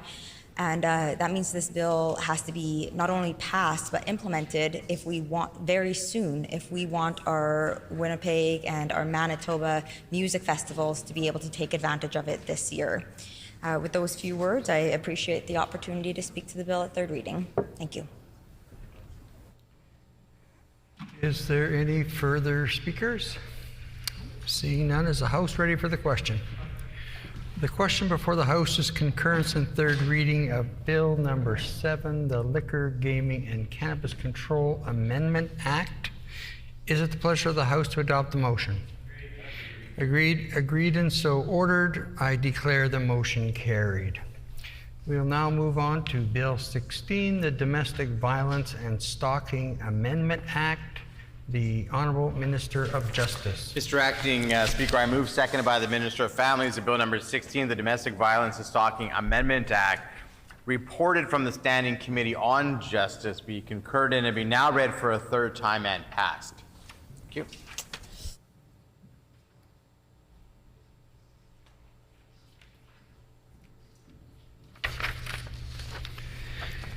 It has been moved by the Honourable Minister of Justice, seconded by the Honourable Minister of Families, that Bill number 16, the Domestic Violence and Stalking Amendment Act, reported from the Standing Committee on Justice, be concurred in and be now read for a third time and passed. The Honourable Minister of Justice. Thank you, Mr. Deputy Acting Speaker.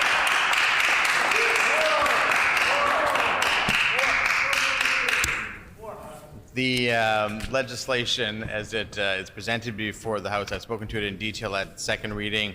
It really is a response to the work that's been happening within the family court system and trying to ensure that there are more avenues and ways for individuals who are dealing with family issues, sometimes involving domestic violence, but often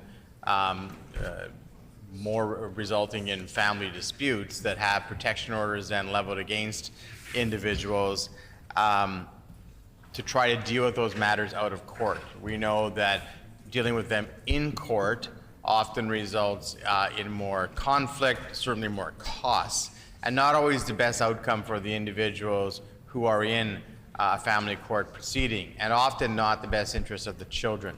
So there's been a great deal of effort by this government to ensure that there are other avenues by which these disputes can be dealt with, and dealt with in a way that's more sensitive to the families and to the children. So even when it comes to sharing custody or being able to be an agreed upon mediation, even if there's a protection order in place where the parties agree to be in some sort of a collaborative effort and a family sharing arrangement.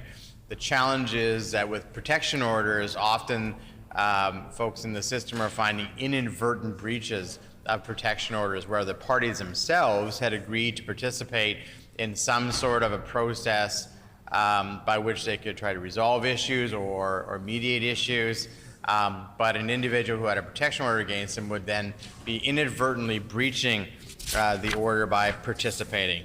So that, again, is one brief example. There were others that I provided at second reading, but this is a response to the fact that we are trying to, where possible and where appropriate, allow for families and others who are in domestic disputes to move those disputes away from the court system and to find a resolution in a way that often provides a better result. Thank you very much.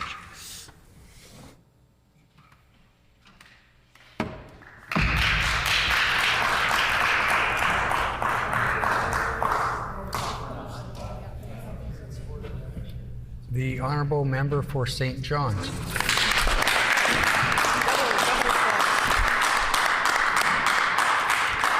Well, I want to thank members opposite for the warm welcome to the debate this afternoon. And I am pleased to put a couple of words on the record in respect of Bill 16, the Domestic Violence and Stalking Amendment Act. So I did speak to this bill on at second reading, Assistant Deputy Speaker or Acting Deputy Speaker. And I would suggest, or I would hope that everybody in this House would appreciate and concur with the Minister of Justice that we do, when we have opportunities that we can strengthen legislation in respect of the protection of women or families, I think that we can all stand behind that. And so certainly, as I said in debate on second reading, we are supporting Bill 16. You know, families have enough to navigate when they are in the justice system, whatever that may look like. You know, either it's custody arrangements, or case conferencing, developing, child maintenance and custody arrangements. And often there are scenarios in which there is a protection order against one of the parents. And so I think it is an opportunity to do things in a better way that hopefully works to safeguard families and certainly puts the best interest of children at the forefront. As I said in second reading debate, one of the things that I am concerned with, which I would suggest that the minister hasn't necessarily put on the official record anything to kind of alleviate those concerns, but one of the things is that when there are protection orders, particularly in respect of domestic violence and stalking, and now we're putting in legislation that would allow folks to come into some semblance of contact with one another. My fear, and some of the fears that I've heard from different members in the community, is that when you create an opportunity for contact, and whatever that may look like, perhaps those folks are still not talking or whatever, but an individual knows where the individual that has a protection order against them, where they're going to be, it does certainly raise the risk to that individual. And so, that's something that I think we need to be very cognizant of as Bill 16 receives royal assent and becomes a law in Manitoba. How do we offer those protections to ensure that if an individual comes into contact, for whatever the reason may be, even though if that contact is lawful, it does put a person at risk. And we know the nature of domestic violence and stalking is that if somebody wants to get to you, if somebody wants to do harm to you, often people will be very methodical in that. Often they will plan that out. Often they will obsess on how they're going to see you again, how they're going to get into contact with you, where you're staying, where you're at, who you're with, who you're hanging out with, who you're talking to. And so, that is the nature of domestic violence. That is the nature of stalking. And so I really hope that alongside this legislation that there are those additional protections and measures to make sure that everybody is safe. And, in respect of protection orders, and I know that the minister will know this, that, we on this side of the House have been raising concerns in respect of protection orders and the ability for predominantly women to be able to get protection orders actually ordered for their very protection. And we know that just a little while ago there was a lot of concern coming out from community that half of the protection order applications were denied, and they were denied because of the context or the interpretation of what constituted like imminent danger. Was this individual who was applying for a protection order in imminent danger?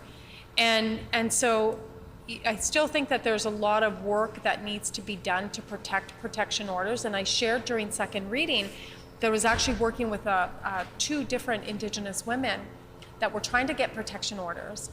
And despite them feeling that they were in imminent danger, them and their children were in imminent danger, both of their protection orders, it involved the same individual.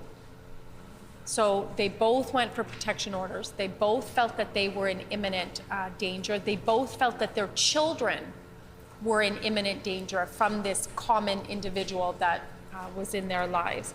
Both of their protection orders were not approved. They were declined.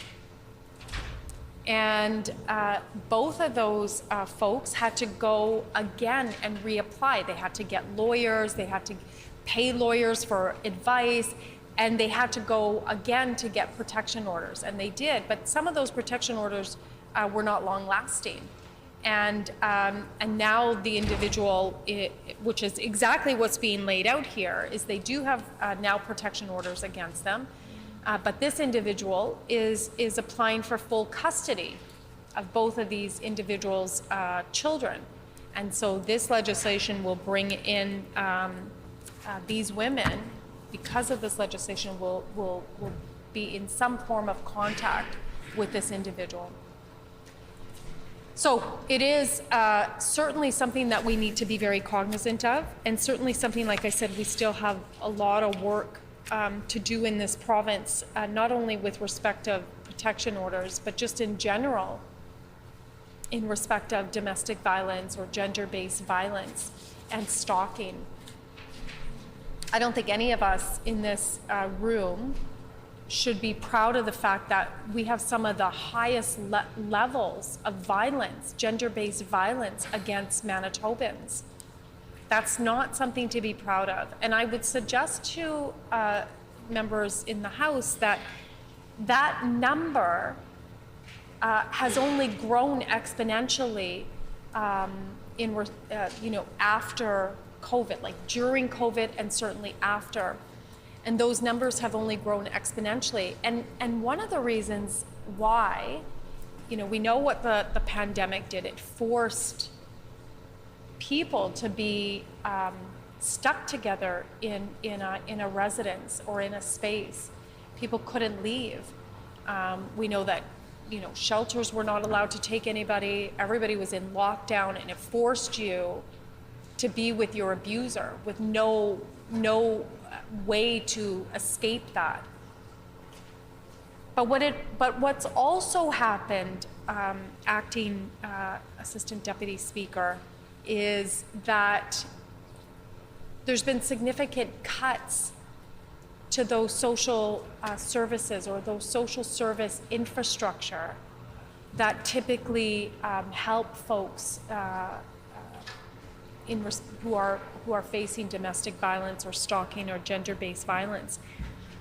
And so what we've seen since 2016 is like just these cuts and cuts. And here's a really good example, and I know that members opposite remember this very well, was like, I think it was more than $100,000 that was cut from the North Point Douglas Women's Center.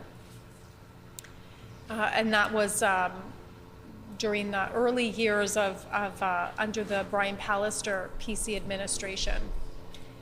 Those cuts have real consequences. They have real consequences in the lives of women and in their lives in respect of the domestic violence or the gender-based violence that they face. I know that myself, I've never forgotten that cut. I know that the North Point Douglas Women's Center hasn't forgotten that cut. And I know that all of the women and all of the community that organized, there was actually a huge rally at that time. And I remember it was actually during estimates, and we were getting ready to go to the North Point Douglas Women's Center to go support and stand in solidarity with the North Point Douglas Women's Center. But it was actually estimates, and I was in estimates in executive council, or exec council. And actually Brian Pallister was up, and I remember him and I was asking him questions.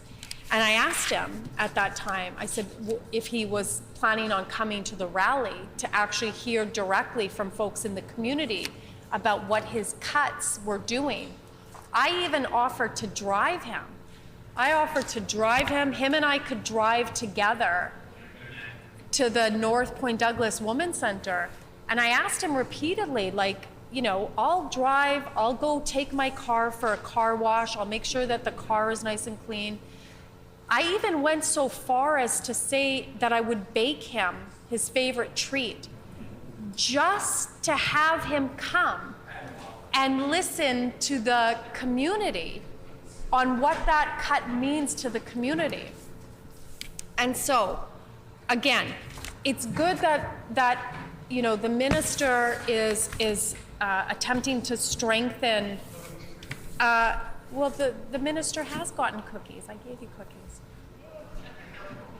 Wow, how many cookies can I bake?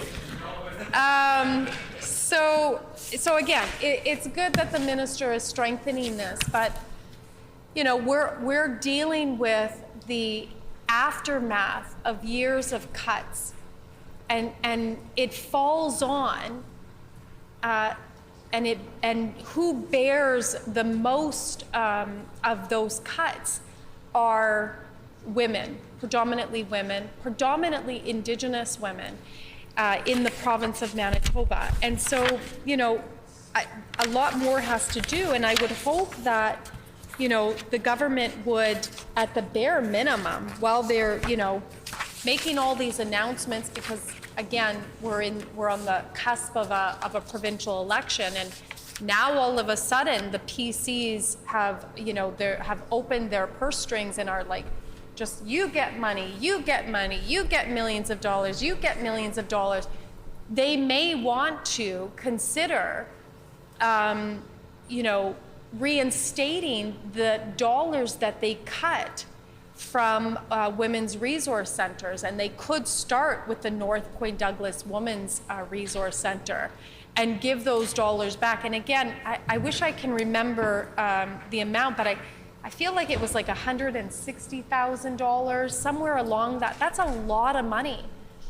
And, you know, so while the premier and ministers are out there making announcements worth millions of dollars, and while as well concurrently, MPI is like, you know, over $200 million over budget, I would suggest that one way to strengthen this bill so that we don't have to have all of these protection orders is to announce, like now or tomorrow, that they're reinstating that $160,000. And actually I would, you know, include the, you know, inflation and all of that. So, you know, I would encourage them to announce significant dollars to support the North Point Douglas Women's Centre, who work directly on the front lines of supporting Manitobans in respect of gender-based violence. But I would go even further. I would you know, make those announcements for the North End Women's Centre. I would make those announcements for the West Central Women's Resource Centre. I would make those announcements for the resource centers that we have in Dauphin and in Thompson and in the Paw. Because again, what we're doing is, this is, at the end of the day, this is just a Band-Aid fix to what is a systemic issue that has only been exacerbated by the cuts that the members supported, voted in favor for, and ultimately celebrated under both the former Premier Brian Pallister and the current one right now. Miigwech.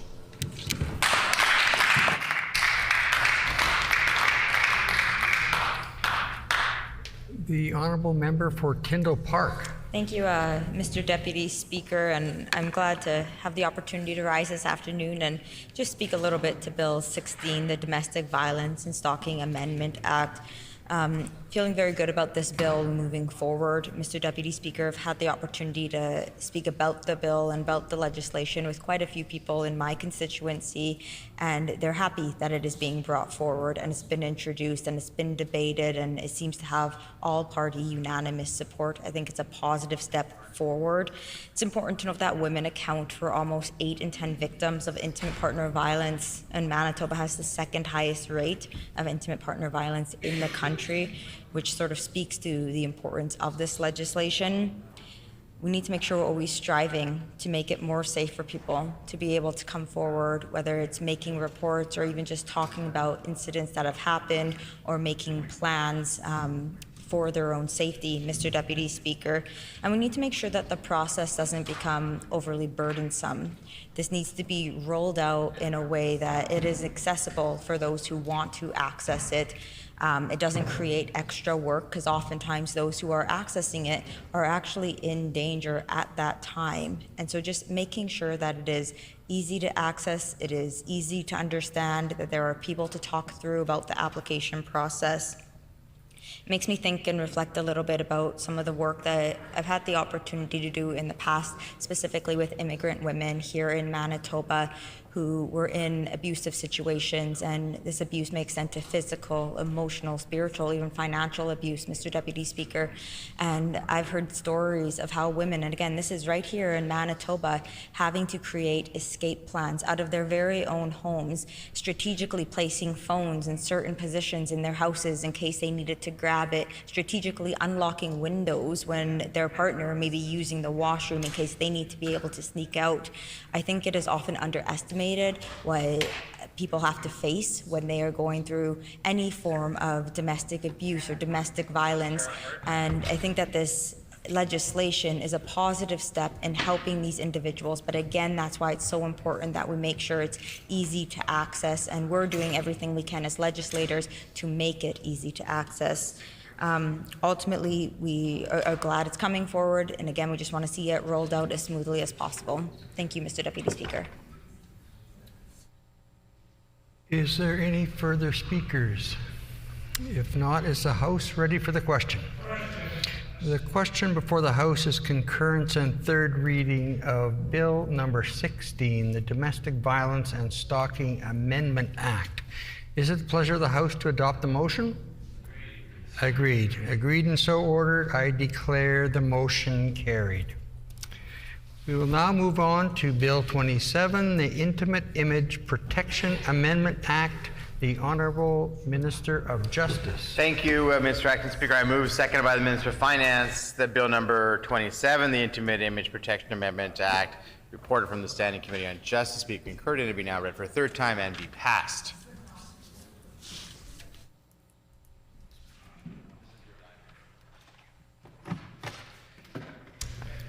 It has been moved by the Honorable Minister of Justice, seconded by the Honorable Minister of Finance, that Bill number 27, the Intimate Image Protection Amendment Act, reported from the Standing Committee on Justice, be concurred in and be now read for a third time and passed. The Honorable Minister of Justice. Thank you, Mr. Acting Speaker. So this bill deals with the reverse onus provision related to the distribution of intimate images in a civil proceeding. So as it currently stands, the legislation would require an individual who's had their intimate image disclosed in whatever form or fashion that is, often it's on the internet, to demonstrate, to prove that they didn't provide consent for their intimate image to be distributed. This bill would reverse that onus, and it would require the individual who took the intimate image of somebody else and distributed it on the internet or through a text or other means to prove that they had permission. So it assumes essentially that an individual didn't have permission to distribute the intimate image of somebody else, and the onus then falls onto that individual to prove that they did, as opposed to the individual who is the victim, essentially, to prove that they'd given permission. So this has been supported by the Canadian Centre for Child Protection. It's been replicated in other provinces already, and it's well regarded as the standard by which to go to. It does allow me, because it's relevant, briefly, to speak about reverse onuses generally. This morning in Ottawa, the federal Liberal Minister of Justice, Minister Lametti, brought forward a number of changes to the criminal code as it relates to reverse onuses, including on reverse onus for violent offenders, repeat violent offenders who use weapons, including a new reverse onus for an individual who has a prohibited weapon, and which is loaded or could easily be loaded, including reverse onus provisions for some instances of domestic violence where a charge has been discharged previously, and a number of other areas where reverse onuses didn't exist before in the criminal code but now exist. This follows the call of ministers of justice across Canada over the last year, led by Manitoba starting last summer, led by the premiers, led by our premier in Manitoba, calling for these changes. Haven't been able to read the legislation in detail, did have a conversation with Mr. Lametti this afternoon. It certainly appears at first blush that the concerns that were raised by the premiers and the Minister of Justice, that those are contained within this federal bill, and we'll look to do more analysis on it. I know that the opposition NDP, led by the member for Fort Garry, were very, very opposed to changes and to implementing these reverse onus provisions. He and others in the NDP stood alone on that in Canada. And now even the federal Liberals have understood how important this is. So the NDP are again isolated when it comes to their views on justice, and I hope at least on this narrow bill they'll understand the importance of it, even if they don't understand it more broadly when it comes to violent offenders generally. Thank you very much, Mr. Acting Deputy Speaker.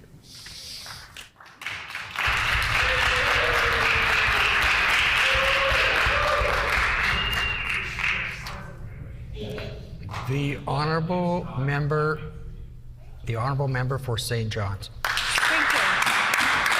I'm just getting so many applause this afternoon. It's great. I think that the members opposite are excited to hear what I have to say, and I appreciate the welcome to the chamber. As I previously shared in second reading of this bill, we are supporting this bill, Acting Assistant Deputy Speaker. again, similar to Bill 16, it's important that we strengthen legislation, and certainly this is a piece of legislation that needs to be strengthened, you know, particularly as more and more things are online and we see examples of pretty harmful and grotesque behaviors that some individuals choose to engage in when they release intimate photos and imagery without the consent of that individual. So we certainly do support that that this bill now reverses that onus, that individual who posts or release information, intimate images, now has to prove that in fact they had the consent to be able to do so. I think that that's a positive step, and certainly we will be supporting Bill 27. I think it goes without saying that every Manitoban, every individual has the right not to have their intimate images distributed. It is such a violation of one's privacy. And it's such a violation of that intimate act in which that image was distributed to the individual then that released it without the consent. And I know some people kind of, you know, well, you shouldn't have done that. It happens. Individuals take intimate images and they share it with their partner, as is their right. There's nothing wrong with doing that. Where it becomes something wrong is when that individual, for whatever reason, folks have broken up or whatever, or, you know, whatever's happened, that individual chooses to release that image. Again, that is particularly harmful and grotesque behavior. And individuals that release those images, they know what they're doing. They know that they're attempting to harm in unimaginable ways and put at risk these individuals. They know what they're doing. It's calculated. It's a calculated decision to release those intimate images. And I want to just say this. I'm imagining that everybody remembers the case about Brittany Rock. I hope I'm pronouncing her last name properly. But in 2015, Ms. Rock had sent intimate photos to an individual by the name of Ryan Friesen, and he was a police officer with the Brandon Police Service. And at the time, that police officer, Ryan Friesen, was also was in a relationship with another woman by the name of Terry Lynn Peters. Which again, I have no comment on any of that. What I do know is that Ms. Peters found the images on Ryan Friesen's cell or laptop, whatever it was, and made a conscious decision to make copies of those pictures, and then to harass Ms. Rock. And then ultimately made the decision to release those intimate images that she found. And and then there were consequences for Ms. Rock. She was applying for a job with the Brandon Police, and the leadership at the time told her not to apply, that they were pulling her application, that she couldn't apply.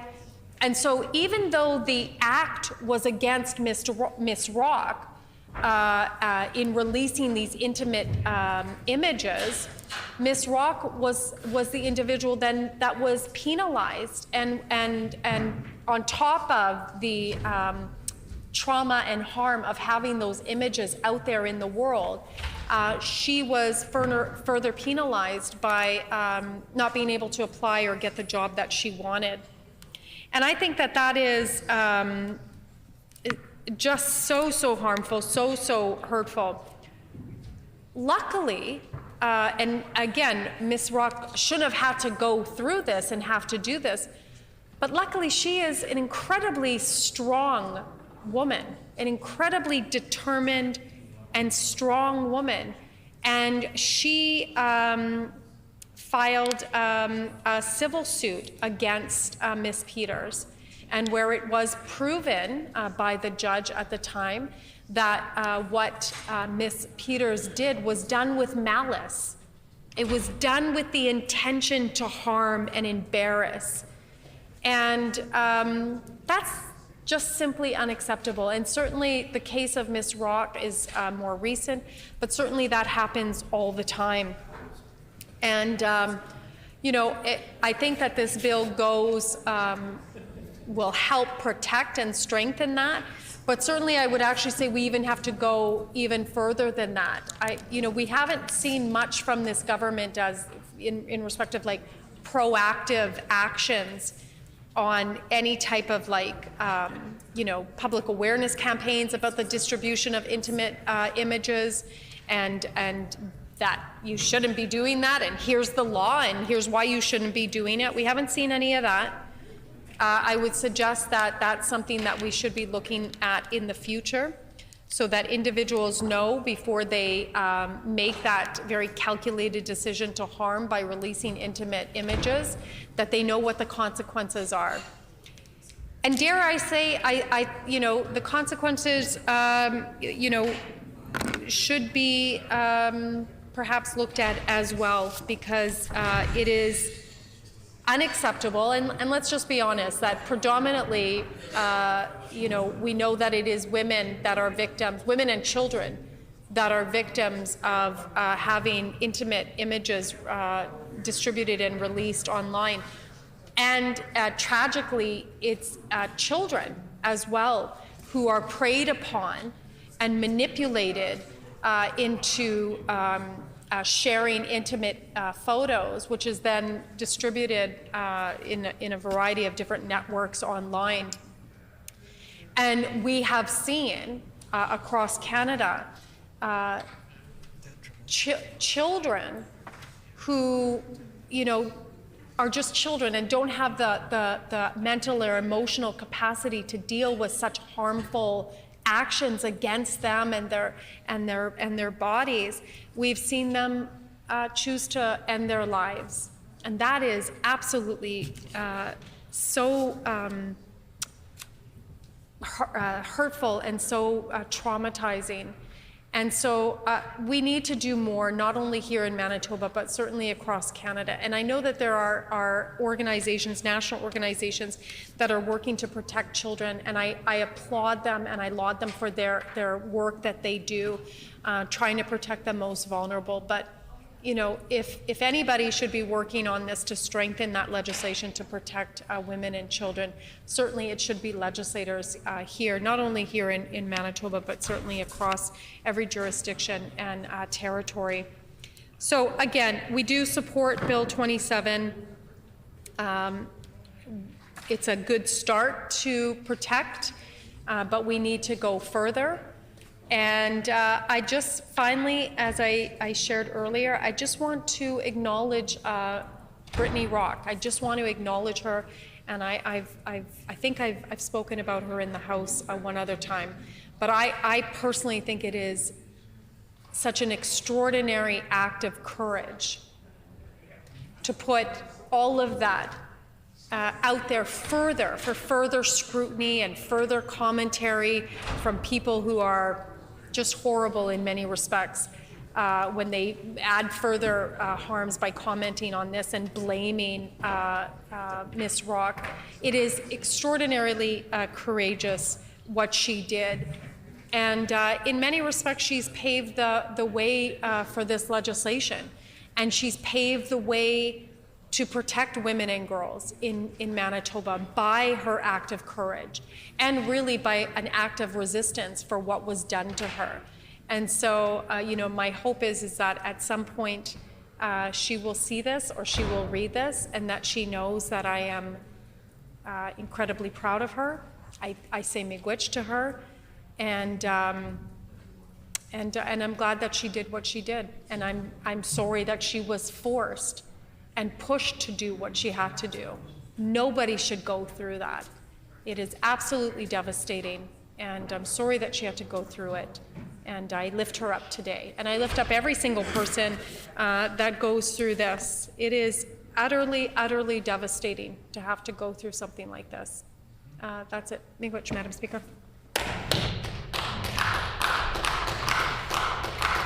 The honourable member for Tyndall Park. Thank you, Madam Speaker, and it's good to be able to rise today at third reading of Bill 27, the Intimate Image Protection Amendment Act, and just put a few more words on record. Madam Speaker, there's very limited data on the non-consensual distribution of intimate images. However, we know over the last 6 months, CyberTip specifically has seen a 100% increase in reporting of intimate images. I think this speaks a lot to the advertising that CyberTip has been doing, and I really want to commend them for that. And anything that we can be doing as legislators to continue, whether that be advertising or awareness or services towards CyberTip and other businesses that are here to help those who need the help right now. Let's continue to build on that, Madam Speaker. A recent survey of adults ages 18 to 54 discovered that 10%, so 1 in 10 ex-partners, have actually threatened to expose intimate photos of exes online. This is very real, Madam Speaker. If you think about it with reflection to all of us here in the chambers, 57 MLAs, that would be 2 of us, Madam Speaker. And that is a high number when you bring it down to the grassroots of it all. Nowadays, images that were not consented to be shared are shared all over many, many different platforms. We can talk about the social media platforms of Instagram and Facebook, and I know Snapchat is a dangerous one. I'm not personally on Snapchat, Madam Speaker, but I understand it's a media platform where you can take and send pictures and they erase after a certain amount of time, which in short provides a platform for people to feel that this may be a fun or a good idea in any context, Madam Speaker. And I think we just need to make sure we're doing our job, whether it be as legislators and teachers and those who have children as parents, to talk about the importance of how we want to conduct ourselves online. And we need to make sure that we create a safe atmosphere for people to come forward, as we're all human, Madam Speaker. You know, I've spoken with a lot of younger people on this over the years, and I think the first time I had ever had a conversation about intimate images being passed around online was actually from a committee I sat on when I was working for the Senate on Parliament Hill, and I was quite young at the time. I would have been 19 or 20 years old, and we had a committee where individuals came down, some of them with their parents, and they shared the experiences that they had of cyberbullying, and many of these experiences actually included intimate images being passed around. And back then, we didn't have as many social media platforms, and while technology and advancement is such a great tool that we need all around the world, we also need to make sure we're putting structure in place to ensure that people have the services they need and protections that they need and deserve, Madam Speaker. I'm very glad this legislation is being debated and that it's going to be passed here in the House today, past third reading, and I hope that we introduce more legislation along these lines. Thank you, Madam Speaker. Is the House ready for the question? The question before the House is concurrence and third reading of Bill number 27, the Intimate Image Protection Amendment Act. Is it the pleasure of the House to adopt the motion? Agreed? Agreed, and so ordered. I will now move to Bill 8, and I would like to put on the record that the Minister of Justice will be bringing forward bills this afternoon on behalf of the Minister of Natural Resources and Northern Development. So Bill 8, the Off-Road Trail Safety and Maintenance Act, the Honourable Minister of Justice. Thank you, Madam Speaker, and as you mentioned, on behalf of the Minister of Natural Resources and Northern Development, I move, seconded by the Minister of Health, that Bill number 8, the Off-Road Trails Safety and Maintenance Act, reported from the Standing Committee on Legislative Affairs, be concurred in and be now read for a third time and passed.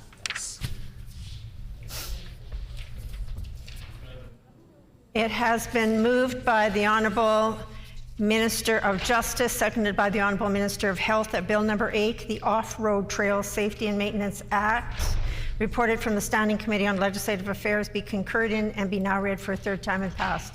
The Honourable Minister of Justice. Thank you, Madam Speaker. Significant words have been put on the record regarding this bill by the Minister of Natural Resources and Northern Affairs as well. I think there's been a fair bit of media coverage, I believe, on this bill as well. We know that those who are off-road users, ATVs, and other sorts of vehicles for a great deal of time have been looking for a mechanism, a bill that would ensure that they would have resources to maintain trails, not just for recreation, although that's important, but also, and most importantly, for safety of those who are riding off-road. So this bill establishes a $25 user fee for the registered ORV off-road vehicle owners, with revenue dedicated to the ORV trail development, upkeep, and rehabilitation of lands damaged by ORV use, ensuring safety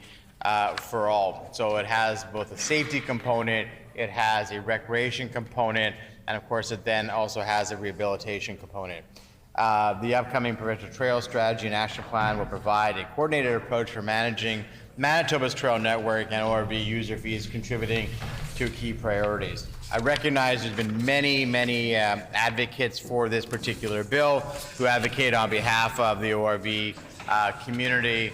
It's been some time to get to this point, but I commend all those who have worked to see this bill get to this stage. I know a number of them joined, I think, in the House for the first or the second reading declaration of the bill, and I know they'll be excited to hear about its passage here this afternoon.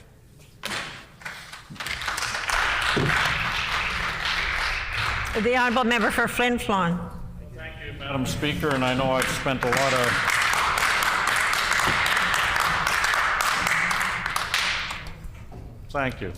I've spent a lot of time talking to the actual minister responsible on this bill and trying to confirm things that were of concern to us.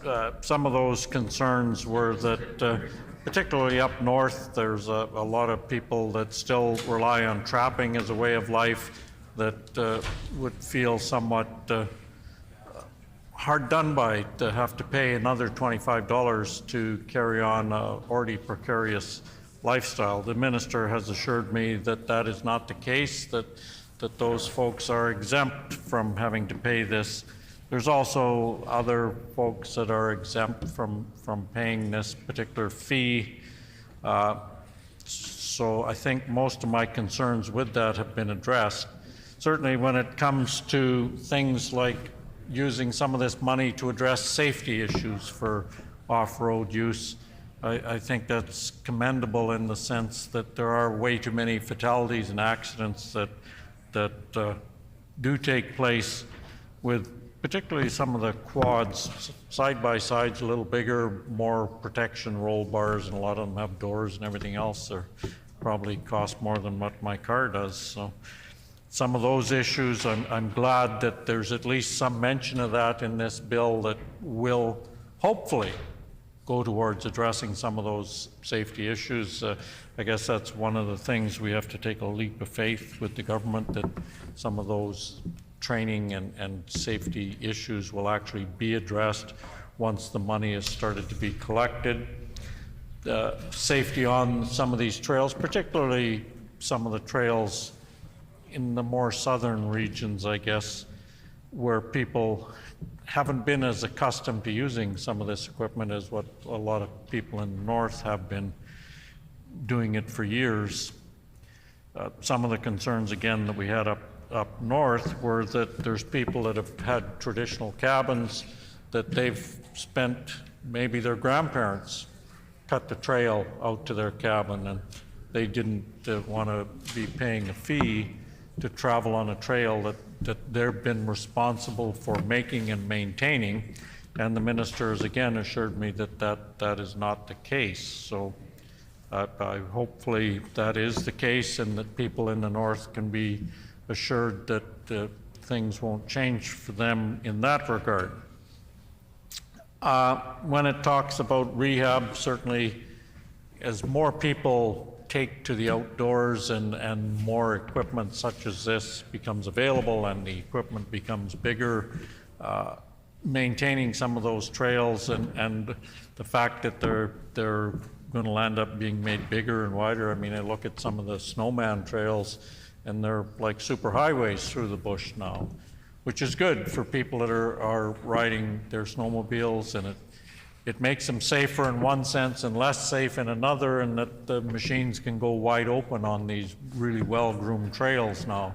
So part of that also is the education that some of this money that's being collected hopefully will go towards teaching people about the need for wearing the proper safety equipment. And we still see a lot of people that are traveling around, particularly on quads, not as much on snowmobiles anymore, but a lot of quad operators aren't wearing helmets, and hopefully this education piece that the government is talking about in this bill will come to pass, and we can see an actual decline in the number of accidents, particularly the number of fatalities that take place. Hopefully some of this money will be put aside, and I'm not sure what the actual lens will look like when it comes to rehab, because rehabbing these trails when they're going to be in use and growing, I don't see that happening anytime soon. So I don't really have a lot of issues with the bill itself. It talks about a lot of things that we're not opposed to. Some people I know were very concerned about having to pay this $25 fee when they may not use the trails that have been designated as trails, that they may cross some of those trails, or they may use a portion of it as part of their business. But again, I've been assured by the minister that that is not the intent of this fee, and it's not the case. And I know the member from Elmwood is more than happy to pay the additional $25. He quite often takes his side-by-side for a drive up and down his driveway. Unfortunately, that's about as far as he can go with it, because there aren't designated streets in the city of Winnipeg. When you come to northern Manitoba, for example, there are designated streets that you could drive a quad or a side-by-side on to get from your house to the bush. And certainly we see a lot more of that happening nowadays, so maybe that's something the member from Elmwood will advocate for at some point in time. I guess time will tell. But I just want to not spend a lot of time talking about this, because it's an important piece, certainly for people that maintain those trails. It's unfortunate that what we've seen from this government is a lot of privatizing services within parks and park systems that will negatively impact people and their ability to get out in the great outdoors, and it'll make it more expensive in a lot of cases, and this will be one more expense perhaps that will really limit people's ability to be out in nature and enjoying it. We know that they've basically privatized at least one park, and that the cost became prohibitive for a lot of people being able to use that. We know that there are certainly things that they're contemplating that they haven't announced yet, and probably won't prior to an election, because a lot of people might be upset with where they hope to go with some of their talks on how park users or people that access parklands may be impacted with some of their plans that will lead to more expense for services. So while they haven't said that they're going to privatize parks per se, it's a lot of the services, and certainly trail riding within those parks is one of those services that we may see that the government turns those public trails into private entities, which will then impact people who are trying to ride their quads. So we always need to be wary of what the government is trying to do, even with bills that seem relatively innocuous, such as this one, that will have some benefits. It's trying to scope out what the bigger picture is, what's their end plan, what's their game plan down the road. So that's one of the things that we're concerned with in this particular piece of legislation. I really hope that this bill is something that can be positive and that can work for the majority of Manitobans that enjoy our outdoors and enjoy our parks, that this bill will be of a benefit to them. The $25 fee won't be such a deterrent that that people can't get out and enjoy. And so with those few words, I think I'll cede the floor.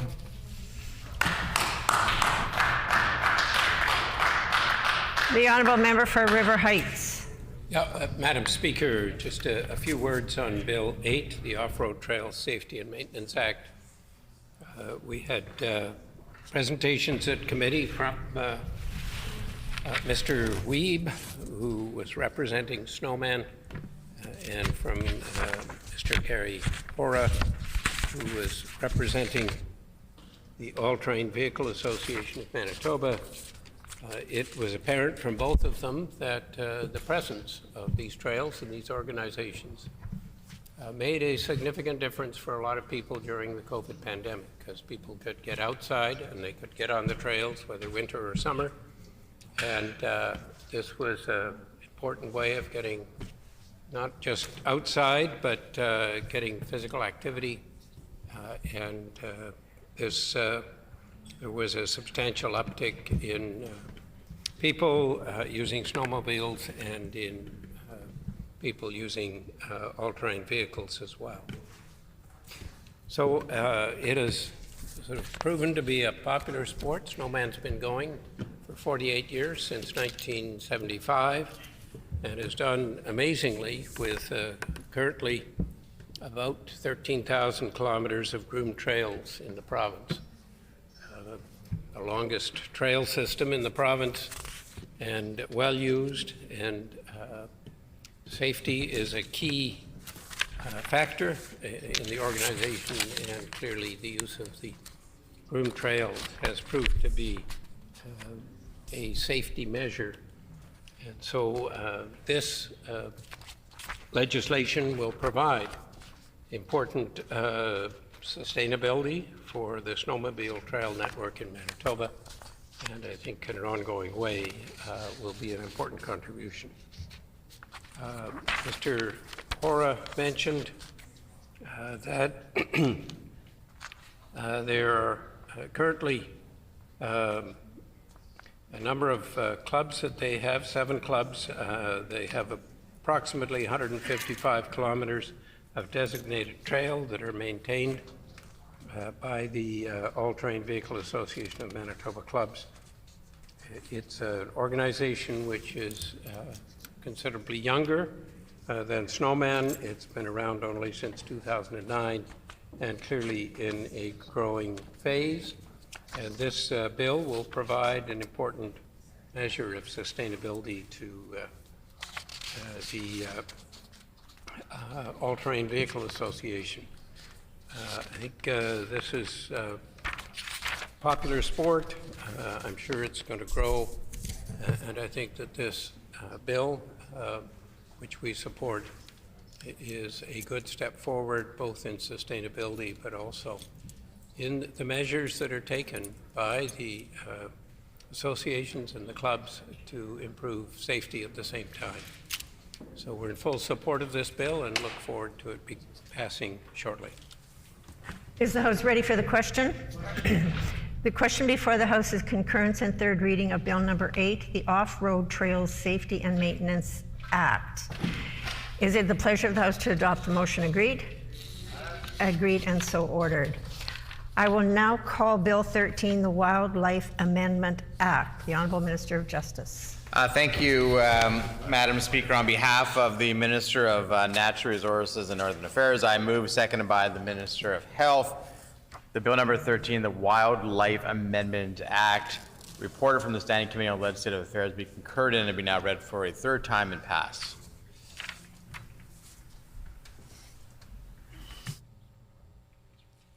It It has been moved by the Honourable Minister of Justice, seconded by the Honourable Minister of Health, that Bill number 13, the Wildlife Amendment Act, reported from the Standing Committee on Legislative Affairs, be concurred in and be now read for a third time and passed. The Honourable Minister of Justice. Madam Speaker, this bill streamlines residency definitions for hunters and anglers, aligning them with Manitoba's fishing regulations and simplifying online license purchases. The primary change is that the permanent residents of Canada will now qualify for Canadian resident licenses instead of non-Canadian licenses. Additionally, Bill 13 removes an outdated clause prohibiting Sunday hunting, reflecting its authorization under Manitoba's hunting regulations since the 1990s. Lastly, the bill clarifies the distinction between guiding and outfitting services in Manitoba's regulations, offering increased flexibility for the outfitting industry and their clientele. Thank you very much, Madam Speaker. The Honourable Member for Flin Flon. Madam Speaker,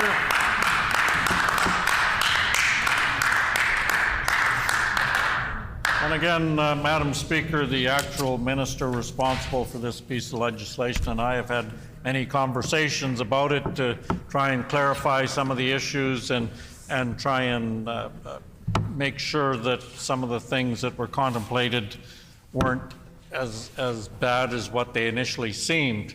And I can say, Madam Speaker, that I did receive messages from several hunters who come from other jurisdictions that were concerned with some of the provisions in this piece of legislation. Some of their concerns were I'm not going to say valid or not valid, but their concern was based around the fact that they had, at their own personal expense, bought properties within the province of Manitoba, and they like to invite some of their friends to come up every year and go hunting with them, and they were concerned that that would not be the case. Now, my understanding is that there is an exemption for some existing property owners so that they can still do some of that, and so hopefully that is the case to calm those folks.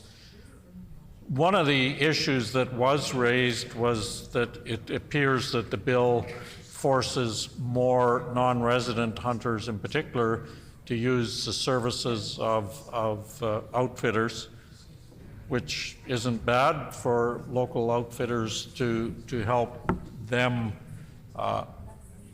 survive in sometimes tough economic times. It was some of the concerns that were expressed to me from out-of-jurisdiction hunters that their needs weren't being met. And I guess for us in the province of Manitoba and as legislators looking out for the province of Manitoba, it really is our job to make sure that various acts and regulations are what's best for Manitobans, Manitoba businesses, and in this case, for Manitoba wildlife as well. We want to make sure that the laws are there to protect our wildlife, to make sure that it's properly managed. Now, the minister did lead me to believe that some of these existing operations, I guess you could call them, even though they're not legal entities as far as being outfitters or guides that bring family and friends north to hunt, are grandfathered. We want to make sure that in the process of supporting lodge owners, outfitters, that the government isn't picking winners and losers, that all those businesses that rely on hunting and certainly are able to compete on equal footing and survive. We need to make sure that a lot of these bills that get brought in don't impact Indigenous hunting rights, that don't impact Indigenous rights to access land and be able to carry on traditional ways of life. There were some concerns that might be the case. I think this bill doesn't necessarily impact that, although I think there'll be some other members maybe that can speak and add any clarity to that if they need to. The allowance for doing away with the ban on Sunday hunting, my understanding again is that ban has pretty much been every year overruled or allowed an allowance for Sunday hunting. So for a lot of people, particularly hunters, the weekend may be when they can get time off work to do things such as hunting, such as provisioning for their families. So recognizing that we live in a multicultural society that doesn't always have the same set of beliefs and stuff that were traditional within our colonial mentality. If someone is of a belief that they shouldn't do certain things on a certain day of the week, there's nothing in this bill that forces them to do something. It merely allows people that have different beliefs to exercise their rights to carry out, in this case, hunting on a Sunday. So that particular provision really has minimal impact on anyone. We need to just make sure that as we see with a lot of what the government does, the shortage of conservation officers may impact this bill and the ability for the government of the day to properly manage our wildlife and make sure that any harvesting that is done in sustainable ways that respect the laws of the province. And certainly we've seen in some of the news releases that the government puts out on enforcement that there's been a number of hunters that were trying to cross borders and had in fact violated any number of hunting provisions and killed more animals than they ever should have and didn't have proper licenses. So we know that if there's a couple that have been caught up in that, there's probably more. So we need to make sure that the government also does their job properly in ensuring that there's enough conservation officers on the ground to ensure that laws are actually being followed. We've had any number of conversations with the Minister of Natural Resources and Northern Development on the shortage of conservation officers, and he's told us that there are some that are in the queue that are getting trained and will be available at some point in the future. And I think the number that he talked about probably still wasn't enough to ensure that conservation officers are allowed to make sure that they're ensuring that the provisions of not just this particular piece of legislation, but several others that are before us, the conservation officers need to make sure there's enough of them to be able to carry out their duties properly and safely and make sure that they can do that.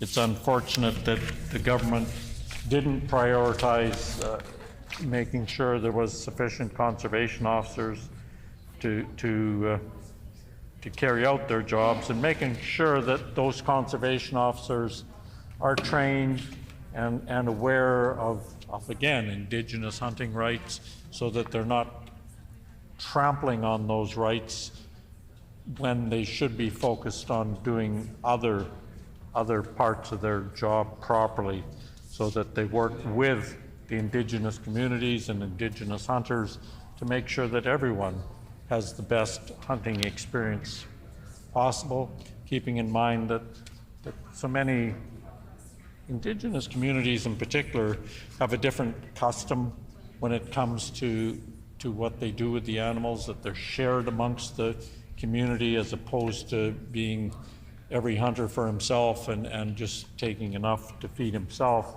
And I know that certainly up north there was a long history in the Say Dene of Europeans not understanding the traditional way of hunting and the traditional need of supplying enough meat to get through the winter, and it led to that whole sad story of how they were shipped from their traditional lands. The people were forced to live in Churchill, basically feeding themselves out of a garbage dump until they led themselves to Dooley Lake. So we need to make sure that when we as legislators are making laws, that we recognize the importance of traditional ways of life, and that we actually do the proper job of consulting with Indigenous communities, Indigenous nations, Indigenous peoples, to make sure that the laws we're making are reflective of their traditions as well as what we think might be the right answer. So I know the government does a really poor job of most of their consultation with those groups, and I encourage them to do a better job and to actually go out and talk to people and make sure that what they're doing is the right thing. With those few words, Madam Speaker, I just want to make sure that the government understands that they need to monitor these changes that they've made, to make sure that they are in the best interests of Manitobans, to make sure they're in the best interests of Manitoba wildlife, to make sure that they haven't done anything that's going to negatively impact that.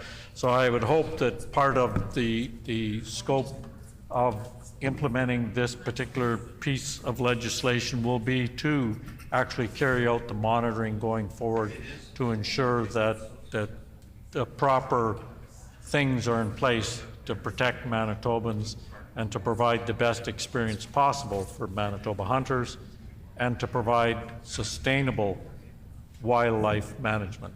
Thank you, Madam Speaker. The Honourable Member for River Heights. Yeah, Madam Speaker, just briefly, Bill 13, the Wildlife Amendment Act, makes some relatively small changes to the residency definitions for hunters and anglers to align them with the fishing regulations and to simplify online license purchases. One of the changes will allow permanent residents of Canada to qualify for Canadian resident licenses instead of the non-Canadian licenses as they were previously. The bill also removes an outdated clause prohibiting Sunday hunting. These are, in the scope of things, relatively small changes, and we have no problems with this bill. It would have been nice, perhaps, to have members of the hunting community to present at the committee meeting and to give us their perspective on wildlife management in the province. But that didn't happen on this occasion. Hopefully it will be next time this bill is up for amendment. That's my comments, Madam Speaker, and let us move this forward. Is the House ready for the question? The question before the House is concurrence and third reading of Bill number 13, the Wildlife Amendment Act. Is it the pleasure of the House to adopt the motion? Agreed? Agreed, and so ordered. I will now call Bill 24, the Wildfires Amendment Act. The Honourable Minister of Justice. Thank you, Madam Speaker. On behalf of the Minister of Natural Resources and Northern Development, I move, seconded by the Minister of Agriculture, that Bill number 24, the Wildfires Amendment Act, reported from the Standing Committee on Legislative Affairs, be concurred in and now read for a third time passed. What's that?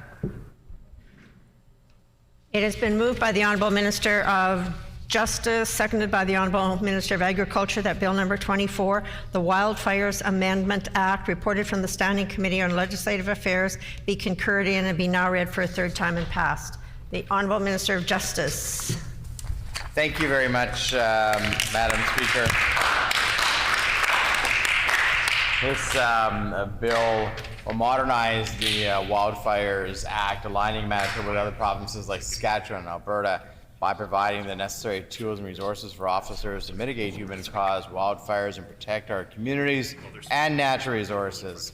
I not only want to commend, of course, the Manitoba Wildfire Service officers and department staff, but I want to recognize, if we think we'd be remiss to not recognize, the challenges in Alberta today with the fires that they are experiencing throughout that province. And of course, if you leave the legislature, and when we do later today, I think we'll smell in the air the outcome of what's happening in Alberta. And so I think all provinces, including Manitoba, are supporting the firefighting effort in Alberta. And so we want to, of course, remind everyone and to state emphatically that our thoughts are with the people of Alberta.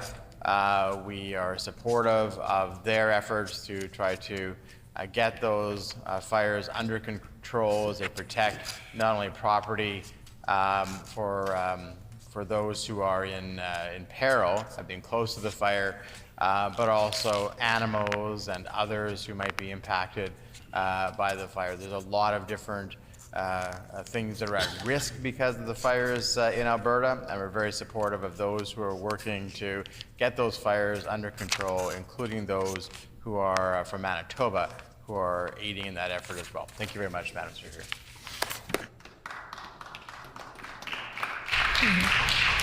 The honourable member for Flin Flon. Madam Speaker, I too want to commend the forest firefighters in Alberta and those from Manitoba that have gone to Alberta to help them. The other thing that we have in common with Alberta, of course, is that the Alberta government did away with their initial attack crews that attacked fires from helicopters, which has led to fires getting bigger. And what's that got to do with us? Well, this government did away with a lot of the initial attack workers that could be in place to stop the fire from spreading before it ever got too big. Now, in this particular piece of legislation, Madam Speaker, I've had many conversations with the actual minister responsible, and some of the concerns are that he's added a bunch of extra duties on to conservation officers when we already know that conservation officers are in short supply and that they can't be everywhere to do everything that they need to do because there isn't enough of them. And at the same time that the minister's added extra duties onto them, he hasn't added extra pay onto them. And in a lot of cases, the government doesn't really have a strong track record when it comes to addressing proper remuneration for things like conservation officers. The one big concern I had with this particular piece of legislation is the doing away with the permits. People used to have to contact the government offices to find out what they needed to have in place before they could do actual burning in the area. Now it's up to the individual themselves to know what they can and can't do, that those requirements won't be explained to them up front. It'll be left up to them to figure it out. And well, the conservation officers and others have expanded powers to investigate after the fact. That doing it after the fact won't prevent forest fires. We maybe took the wrong path there with loosening the restrictions for permits. I've voiced those concerns with the minister on numerous occasions. I hope that what I'm concerned about doesn't come to pass, that people will be aware of what the rules and regulations are, that the government will actually do a decent job of educating people so that they know what they need to do to have in place to prevent fires.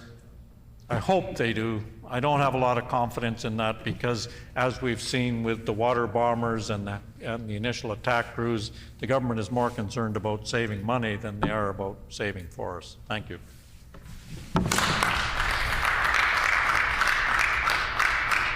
The honourable member for River Heights.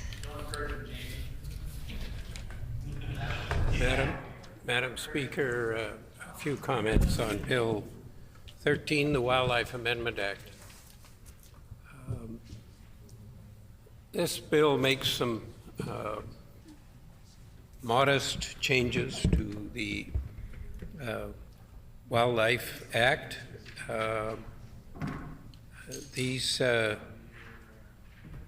the Wildfire Act, and the significant things really here are changes in appointments, updating officer designations, adding separate officer inspection investigation provisions, granting the officers the ability to issue stop work orders, and so on. The concern here is that we have a lot of communities in the north that we need to protect, and I don't see the planning or the work with First Nation or Métis communities to make sure all communities are well protected. And I think that there should have been some effort here to incorporate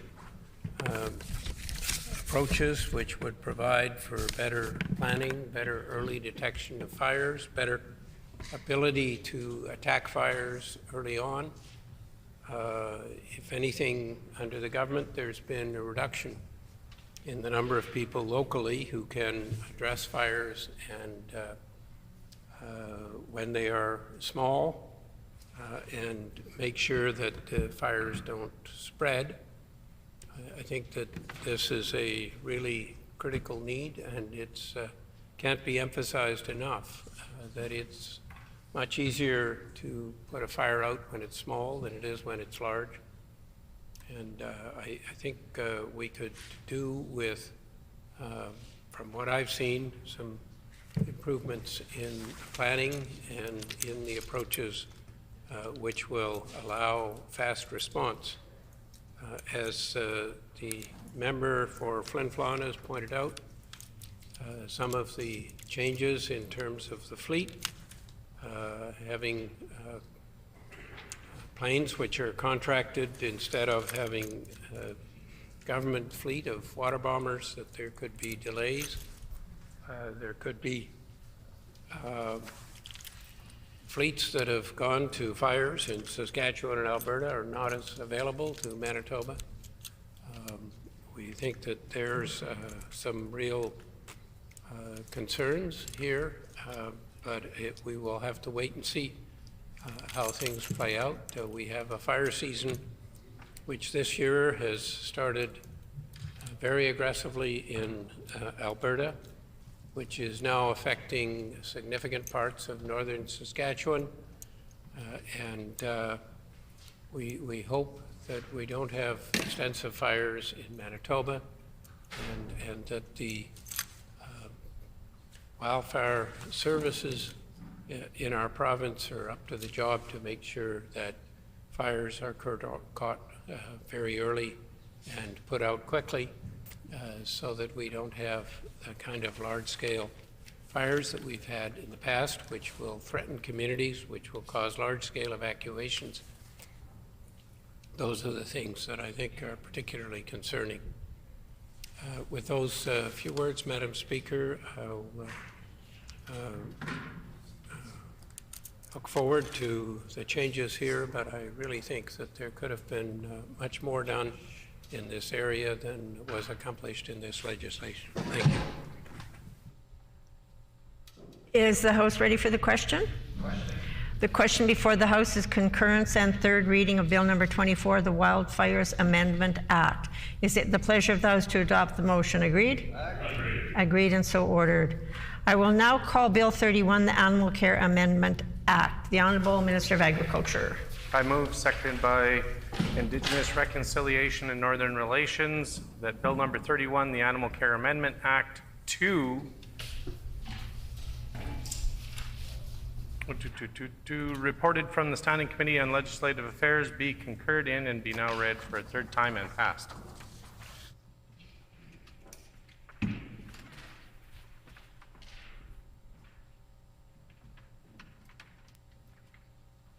It has been moved by the Honourable Minister of Agriculture, seconded by the Honourable Member for Indigenous Reconciliation and Northern Relations, that Bill number 31, the Animal Care Amendment Act 2, reported from the Standing Committee on Legislative Affairs, be concurred in and be now read for a third time and passed.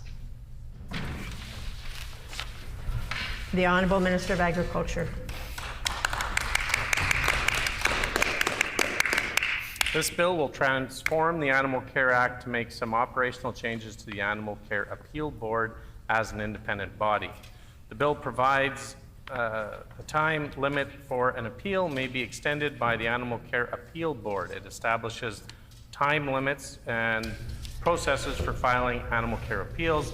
As the Legislative Assembly has heard, the Appeal Board may also dismiss a matter without a hearing in certain circumstances. The bill makes administrative amendments regarding notices of appeal filed with the Appeal Board. It modernizes the Appeal Board process by allowing appeals to be submitted and heard by electronic means. The bill also provides for the collection of costs under the Act. The proposed Animal Care Amendment Act will improve Animal Care Appeal Board operations to hear and decide appeals in a more flexible, effective, and timely manner. The bill establishes conditions under the Animal Care Appeal Board can dismiss an appeal. The amendments will serve Manitobans who come into contact with the Animal Care Act. As sponsoring minister, I move that Bill 31 be concurred in at third reading today and passed on to royal assent. I recommend that this bill be adopted and come into force on royal assent. Thank you, Madam Speaker. Honourable Member for St. John's. Oh, Miigwech, Madam Speaker. I am pleased to put a couple of words on the record. Thank you. Thank you very much. In respect to Bill 31. Madam Speaker, treating animals ethically is very important, and there must be repercussions for those that do not. Bill 31 would change how the Animal Care Board hears and processes appeals to make the process more flexible. Under Bill 31, the time limit for an appeal may be extended by the board. An appeal board may also dismiss a matter without hearing certain circumstances. Madam Speaker, I'm going to keep my remarks super tight here. I just want to say this. Thank you. I just want to say this, Madam Speaker. I think that Manitoba still has a long way to go to ensure that animals in our province are treated ethically and are taken care of in a way. We know that Manitoba is actually, again, across Canada, has some of the largest numbers of dogs in northern and rural communities that do not have homes and that are feral, and that we do have a number of frontline rescues that go into communities doing spay and neuter clinics and actually often put up their own money and remortgage their house. And we have a lot of work to do in this province to safeguard animals. Miigwech. The Honourable Member for River Heights. Madam Speaker, a few comments on this bill. Animals are clearly important, and it's important that we look after them well and care for them well. We heard presentations from Brenna Mahoney with the Keystone Agricultural Producers and Camdall with the Manitoba Pork Council about the changes which have been brought forward. They are certainly very supportive. I might have expected other presenters to come forward, but we did not hear other presenters, and we look forward to vigorously monitoring how things are working and whether this legislation achieves the goals of that are desirable in terms of protecting animals, but also at the same time allowing people in agriculture to work and to provide food for Manitobans and for elsewhere. We respect that the hog industry and agriculture industries are very important for our province, and I want to make sure that we're all working together to achieve some strong future for animals and for Manitoba. Thank you. Is the House ready for the question? The question before the House is concurrence and third reading of Bill number 31, the Animal Care Amendment Act 2. Is it the pleasure of the House to adopt the motion? Agreed? Agreed, and so ordered. The Honourable Government House Leader? It's the will of the members to call at 5 p.m. Is it the will of the House to call at 5 p.m.? Agreed. Agreed, and so ordered. The hour being 5 p.m., this House is adjourned and stands adjourned until 1:30 tomorrow.